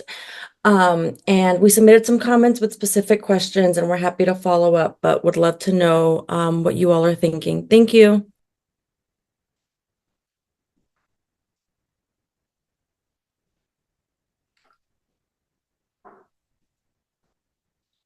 Miller, please unmute your microphone and share your comment. Hello, this is Roxanne Greitz-Miller. I'm the Dean of the Atala College of Educational Studies at Chapman University.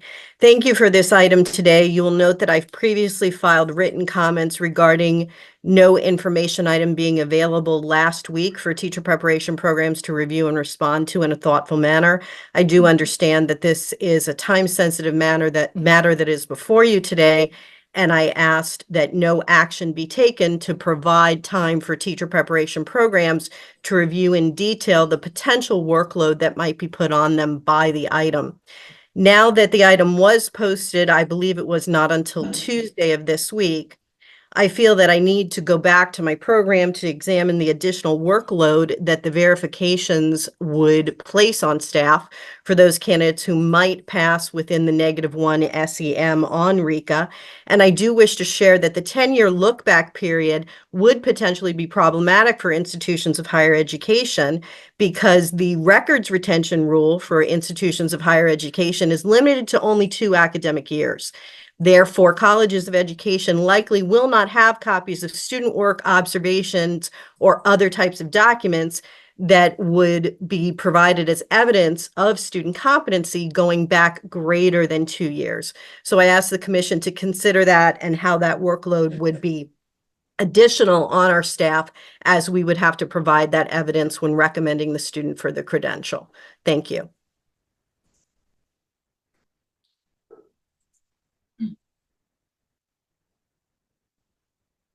No additional requests for public comment. So the public comment period for this item is now closed. Do commissioners have any questions or comments on this item? Commissioner Simmons? Putting this together, this is a really soup to nuts type of, it was worth waiting. And I think that I was really in support of the -1 SEM thing that Dr. Sandy put together. I think that was like divine inspiration to come up with that idea. But part of what I think made it sellable was that there was already a standard in place that said that universities would have to provide support to candidates who didn't pass the TPA. Is there any similar standard that we could hang our hat on for RICA? So that if candidates don't pass RICA, it's the obligation of the institution to provide them support?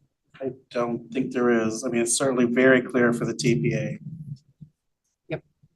We have walked that idea around the block as well. RICA is experienced very differently than the TPA is. The TPA is expected to be embedded in preparation, and largely it is to greater or lesser extents. RICA is not so much the case. Candidates take their reading methods courses, and at some point they take the RICA, but there's not a support structure built in from our role in terms of our role around that. But the expectation here as laid out, and I appreciate the comments from our higher ed colleagues about a 2-year versus a 10-year. The commission has an adopted regulation that says test scores have a 10-year lifespan. But the challenge for an institution to create any kind of mitigating supportive information about a candidate's performance that's older than 2 years is something that we ought to take into consideration about that. But other than that, that's I think that's the support that exists. As you took courses here, you were observed in student teaching here. We have evidence of your performance of that, and that could mitigate and up to a -1 SEM on this score. Commissioner Edegg. I have a question. So when I first read this, I thought we worked so hard to find an assessment plan that would help more people pass the RICA other than her assessment is now. So now I feel like we're going backwards again. Correct me if I'm wrong. I just sort of feel like we're going backwards in the sense that we worked hard to move away from that and have it all embedded. Now we're going back to another, one of the proposals here is another national test or standardized test, that's the terminology that's being used.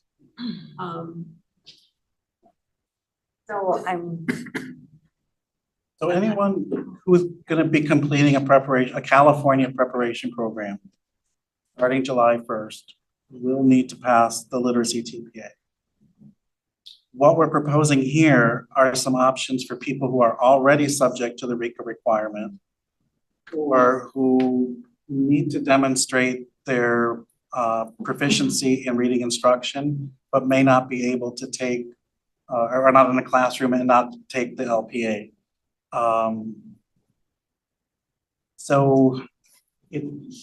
We're really trying to figure out how do we help the people who are already subject to that RICA requirement.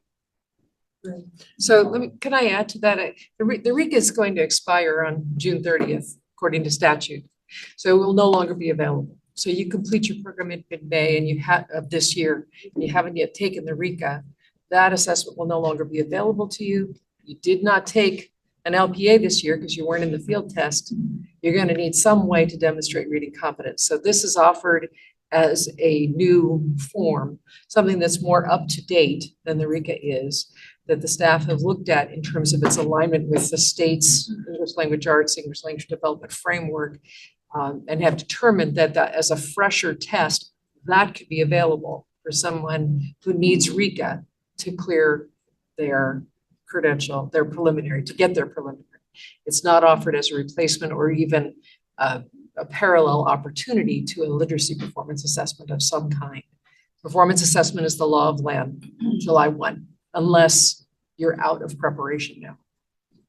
So then, I'm just gonna take the experience in my college. So there was a lot of time devoted to helping students through a workshop format to understand what would be on the RICA. It was almost a semester or 2 semesters long to help them, get up to speed. And then those professors who taught the literacy courses used the RICA examples in their course. So when we look at workload, we are now looking at, for example, if I was the literacy instructor and it's going to be the way that in which, we were going to, pathway that we were going to adopt was to say, sorry, but you're going to take the RICA because, that's what we can offer you. Only we can offer you kids at this point. Then I'd have to go back and, well, my literacy course should be updated already, but I'd have to go back and think about how do I now offer workshops throughout the academic year as a professor, and then how do I now, help them to understand and support them in what they have to learn through my new syllabus that I have to create. So I'm just using the context of which my experience was in terms of in the college. So preparation program should only be focusing on the literacy performance assessment. This exam would be for someone who has completed all their requirements except for RICA, so they're not going to be taking any more courses or anything like that. Or people who are trying to want to use a pathway where they don't have to complete the preparation program. So you hold a single subject credential and you want multiple subject. Right now, what you have to do is demonstrate subject matter competence, take a methods course, and pass RICA. People in the private school pathway, once they have 6 years of experience, they can use that in place of a preparation program, but they still have to demonstrate their reading instruction competence. And then the third one is people who already completed a preparation program in another country. So they're not going to be looking to complete an additional coursework in reading. They should have already had it. And I'll just point out that it is interesting that people from prepared in other states do not have to pass RICA, but those who are prepared in another country do. It's just the way the law is written. You know that, I think Commissioner Simmons wants to do a follow-up, and then, there. So for example, I'm a single subject math teacher. I got my multiple subject credential by demonstrating subject matter. If we don't do number 4, the only way for me as a single subject math teacher to get my multiple subject credential would be for me to take off work for a semester and do the LPA. Well, I don't know about taking off a semester, but it would be to find an extended time in an elementary classroom to be able to do an LPA, yes. So I think that although I am unhappy to have to move away from a performance assessment and to a paper pencil test for a particular group of people, it seems to me that with respect to 4 and 5, there's not another way to do it.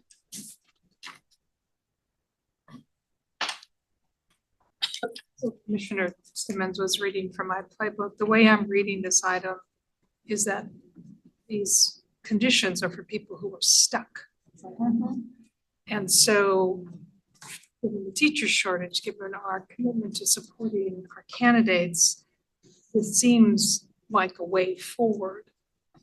I'm compelled by one of the comments from one of our speakers about the impact this may have on preparation programs. So Executive Director and I were consulting it, and we wait until October to approve this. Is that? That's absolutely fine. I mean, we, at your discretion, commissioners, if there are parts of this that you're ready to move on that you think are ready, great. If there are other parts that you'd like a little bit more time with, or if you'd like more time to allow the field to catch up with these ideas, it's at your discretion.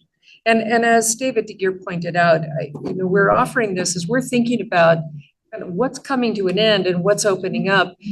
In, June 30 to July 1, we're looking at the possibility of people falling into a very deep crack. And so we're trying to anticipate that.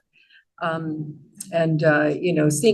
think programs that have candidates who need to take RICA this year need to think strategically about preparing the mindset of the candidate that you want to take it by June 30th, so that you can get your preliminary credential. Otherwise, it's going to be a new ballgame for you. So there are different ways in which we need to think about that. We benefit from the thinking of the field as we contemplate these things. So but we wanted this idea in front of you for consideration. So I agree. I think we do have to provide an alternative to the students who are be in limbo because we stuck. I also appreciate the opportunity for us to get more input from the field. And for now, there isn't anything, right? I mean, if we were to wait for 2 months to make this decision, RICA is around. Okay. So I guess there's 2 points that I wanted to make. I mean, the Dean at Chapman spoke about the request, and I think that's a very important one. Whether it be 2 years or 7 years, that still is the 10-year timeline. But I see something here which we may be able to uplift a little bit more. I think in your recommendation 1, you talk about the candidates. It's incumbent on the candidate to demonstrate evidence to the program. So that might be something that we when they put their packet together, they could provide evidence, including if they've saved them, there's teaching evaluations and things of that. The other point I wanted to make is I think there is one more group that we may not be thinking about in item 4. And that is the group of multiple subject or specialist candidates finish their programs. They or may not have done TPA, but never took the RICA. So I think they would need to be added in because it's not like they failed the RICA, they just.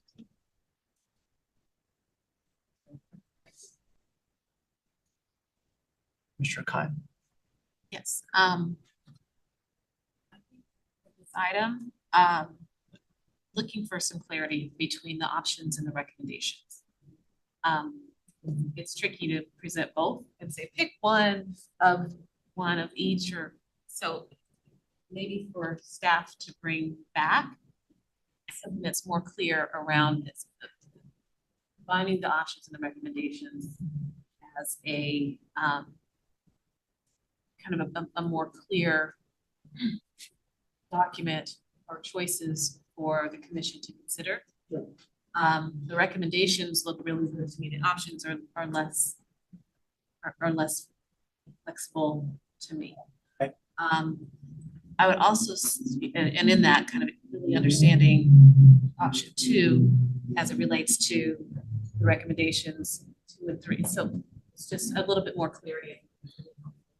I had a question. Can some of those folks may have had an opportunity to be an intern or on a STIP or a PIP and have a teacher evaluation? Put a teacher evaluation be used in addition to or in lieu of a student teaching evaluation if they showed competency in literacy instruction at that time.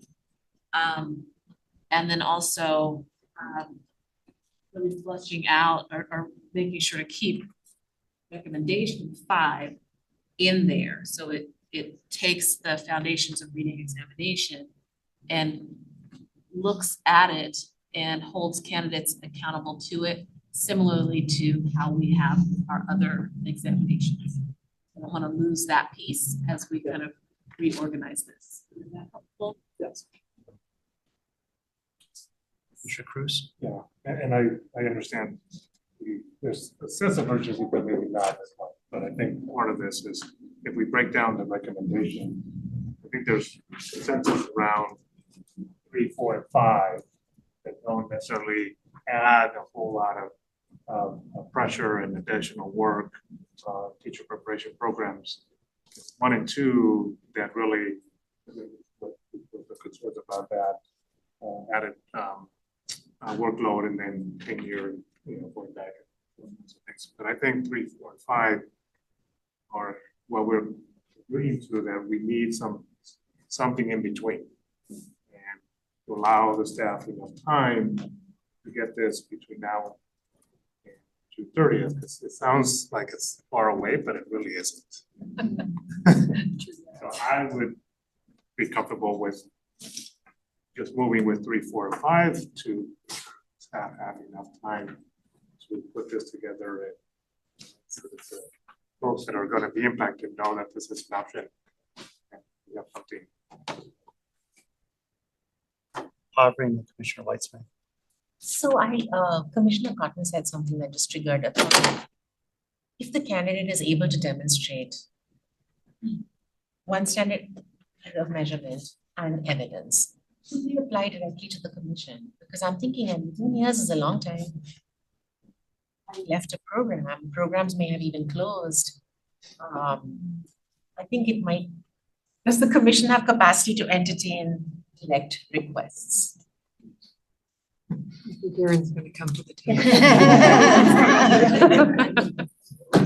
Probably just talk. Fair warning, she wasn't prepared for that question. Give her a minute. I think the answer is maybe.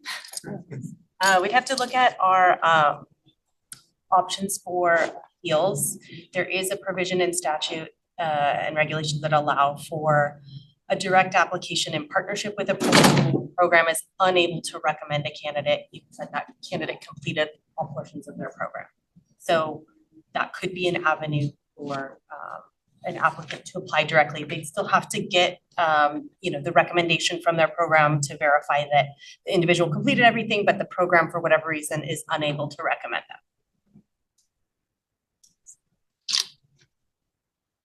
So a little more time on 1 and 2 would be helpful with regard to how we could address some of the comments we've heard already and additional public comment. And that was gonna be my feedback too. I think that type of massaging, but I think no one has a problem from year 1 and 2 up to 2. I think it's years 3 to 10 that would be problematic. So I'd even say that, some sort of a change in the language for accepting, up to years 2. And then we look at 3 and beyond. Any other commissioners? Oh, we're a little bit. Commissioners, please have a motion. Can you move with recommendation 3, 4, 5? Motion on the table is to move forward with 3, 4, and 5. Recommendation 3, 4, and 5, and bring back 1 and 2 at the October meeting. And I believe Danette Brown second that. Before we move forward, I need to ask, do we need to vote on each of these recommendations separately? No, okay.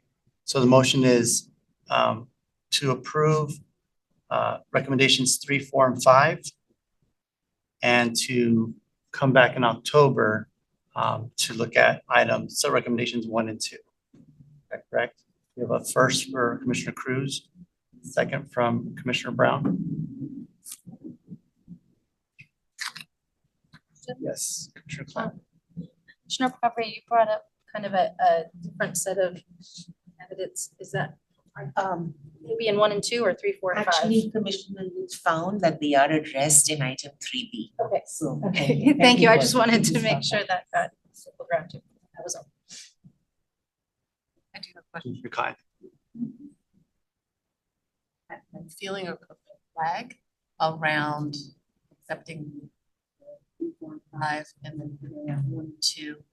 I feel like it may be best to come back together in October with all of them and look at them in totality instead of separating them out and trying to figure out where 1 and 2 fit within 3, 4, and 5. And there may be some other thinking around 3, 4, and 5 that may bring a little bit more clarity as well. So because we have a motion, do we need to vote on that? Can I just ask a clarifying question?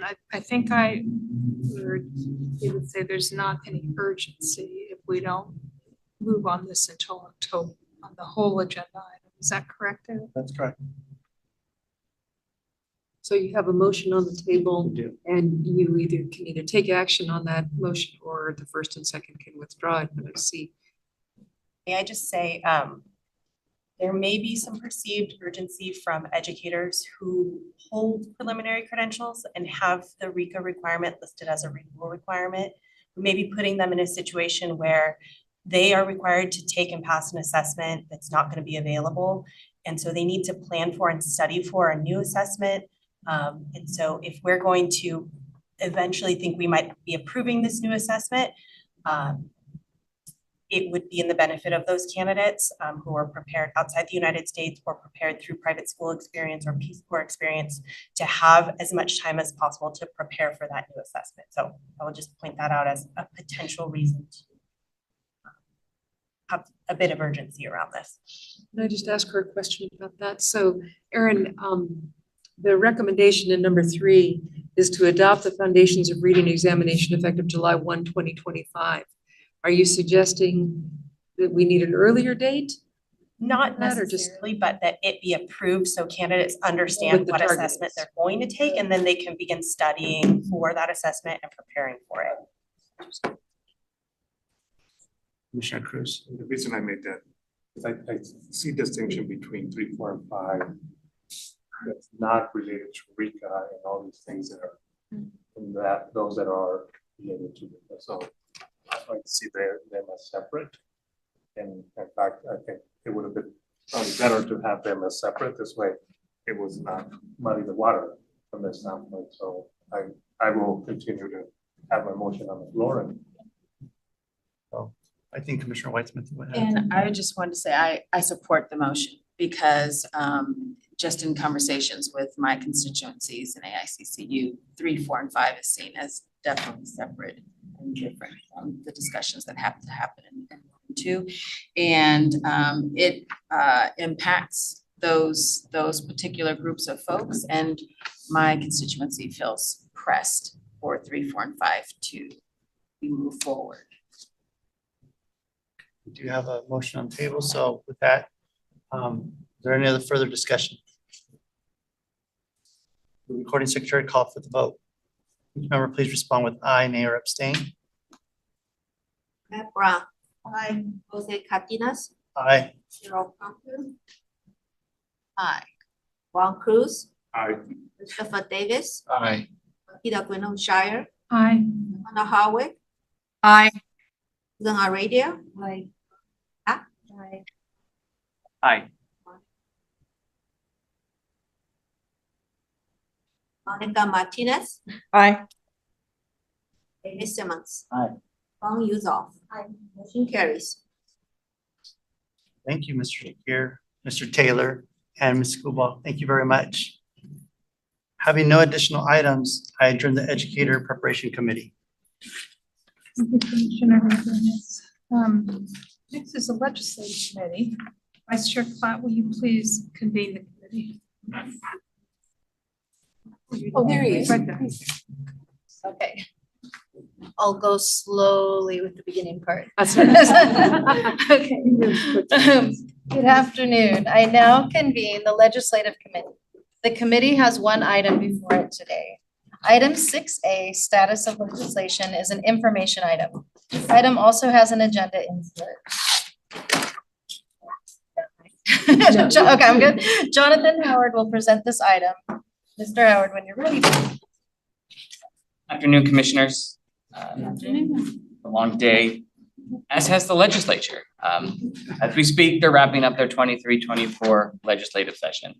Last night, they were in session until after 9 p.m. That is likely to happen the next 3 nights.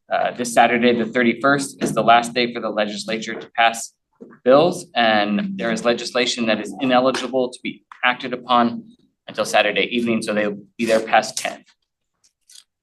When they adjourn on Saturday, that will mark the end of the 2023-24 legislative session. As of this morning, they still had about 430 bills to go through. So they've been working on that consistently throughout the day. The governor will have until September 30th to sign legislation into law. Any legislation signed by the governor goes into effect on January 1st of 2025, unless it contained an urgency clause. Bills with urgency clauses go into effect immediately. When the commission meets again in October, I will relate the final disposition of the bills in this month's legislative report. After the November elections, the 2025-26 legislature will convene for their organizational session in December, and then they adjourn, and then they'll return in January to start the work. Since I submitted the insert item, the legislature has taken the following action. So it's different from what you have. AB 2473 by Assemblymember Meritsuchi, AB 2725 by Assemblymember Rubio, and SB 1263 by Senator Newman are now on the governor's desk. SB 1391 is now in the Senate, waiting to have its amendments concurred in. And those are the changes. I expect most of this legislation to make its way to the governor's desk if it's already on the floor, but I don't have any insights into what he will or won't be signing. And that's all I have. As I said, final disposition of the bills won't be available until October. So much. If you have any questions, happy to answer if I can. Thank you. We will now open for public comment. If there are members of the public who would like to make a comment, please notify the meeting moderator by submitting a request card or clicking on the raise hand icon if participating through Zoom, or pressing *9 if participating by phone. Public comment is limited to 2 minutes per speaker. Recording secretary, are there any public?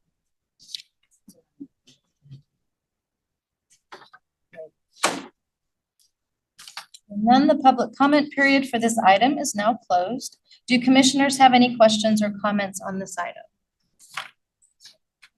Okay, I see a couple. So Commissioner Pavri and then Commissioner Heredia. I just missed which one's on the governor's desk. Could you? Oh, in addition to the ones that are already listed in the insert is on the governor's desk, yeah, that is AB 2473, AB 2725, and SB 1263. Thank you. And Commissioner Heredia? Please add the same. Any other commissioners?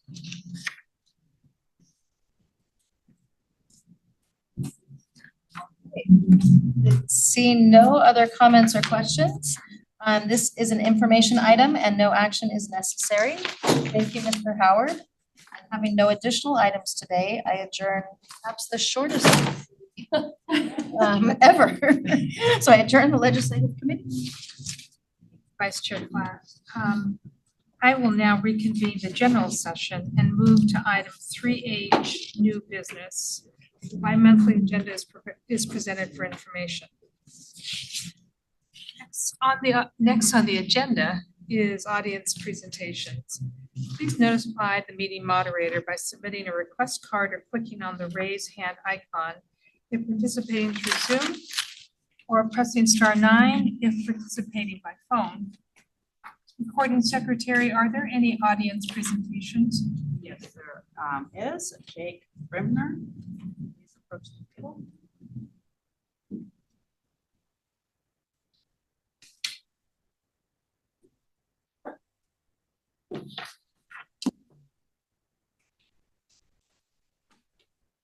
Good afternoon, Commissioners. I'm Jake Bremner. I'm the Deputy Director of Policy and Public Affairs at another state commission, the California Student Aid Commission, the largest administrator of state-based financial aid in the nation, including the Golden State Teacher Grant Program. We're proud to contribute to helping California address its teacher shortage and making pathways into the profession more accessible and affordable.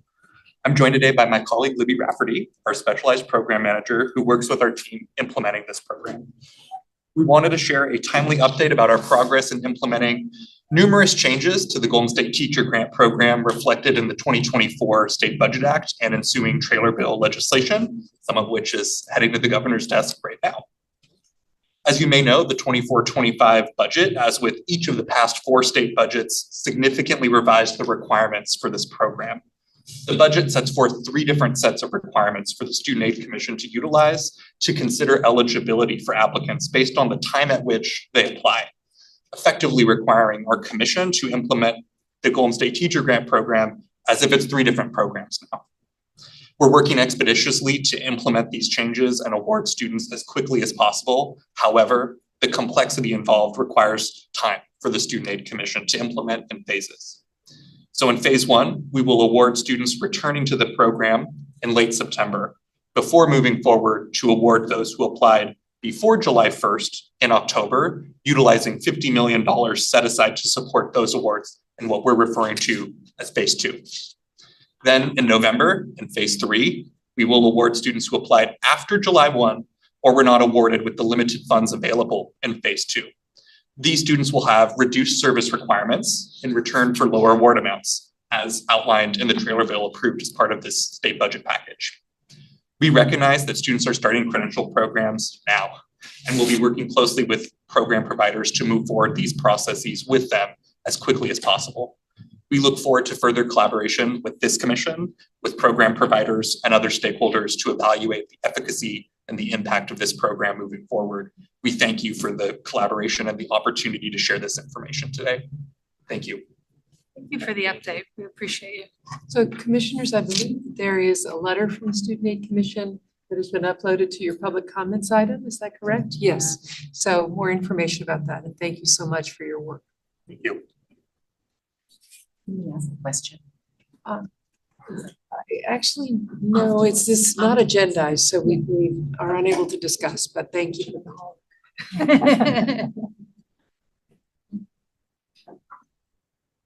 So this is item 3I, report of the executive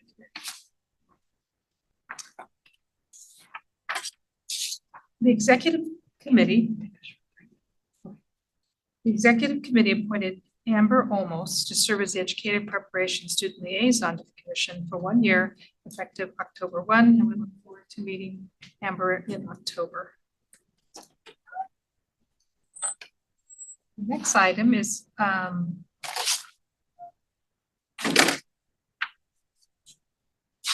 the report of the ad hoc committee.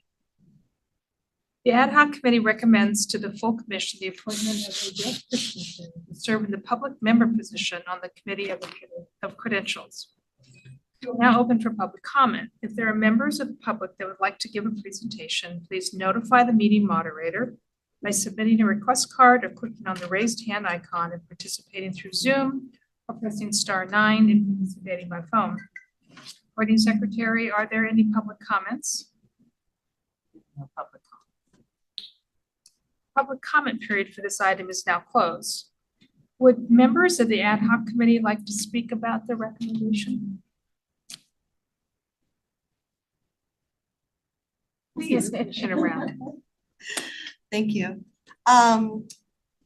Yesterday we met and conducted the interview, and I just wanted to share that Ms. Christensen, we found to have broad knowledge of many aspects of education, being a 30+ year educator who is now retired. And in her retirement, she has a commitment to still be of service. She really wants to continue to give back to the profession. And also we found her to have a very strong commitment to the protection of students. And I was very excited that she was interested in the Committee of Credentials. Just like to echo what Commissioner Brown was saying, and just that commitment to education. We keep talking about lifelong learners, and a lot of our young folks coming into education, but also folks who have contributed for many years have so much to offer still. And so what an opportunity for her to be part of this committee, and I'm just looking forward to them being part of this group. I would just add, she was really had a deep grasp of issues of ethics and confidentiality, and the role that she would be doing, be safeguarding the well-being of our young people.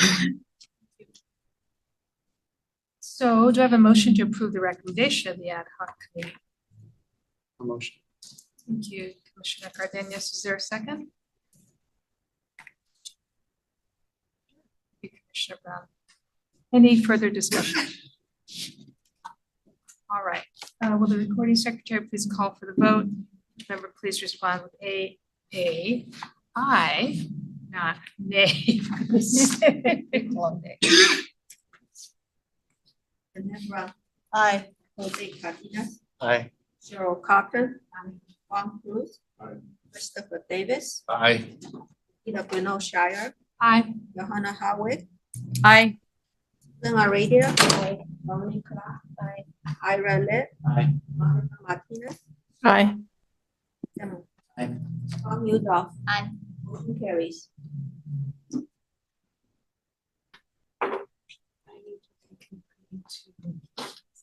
Yes. Okay.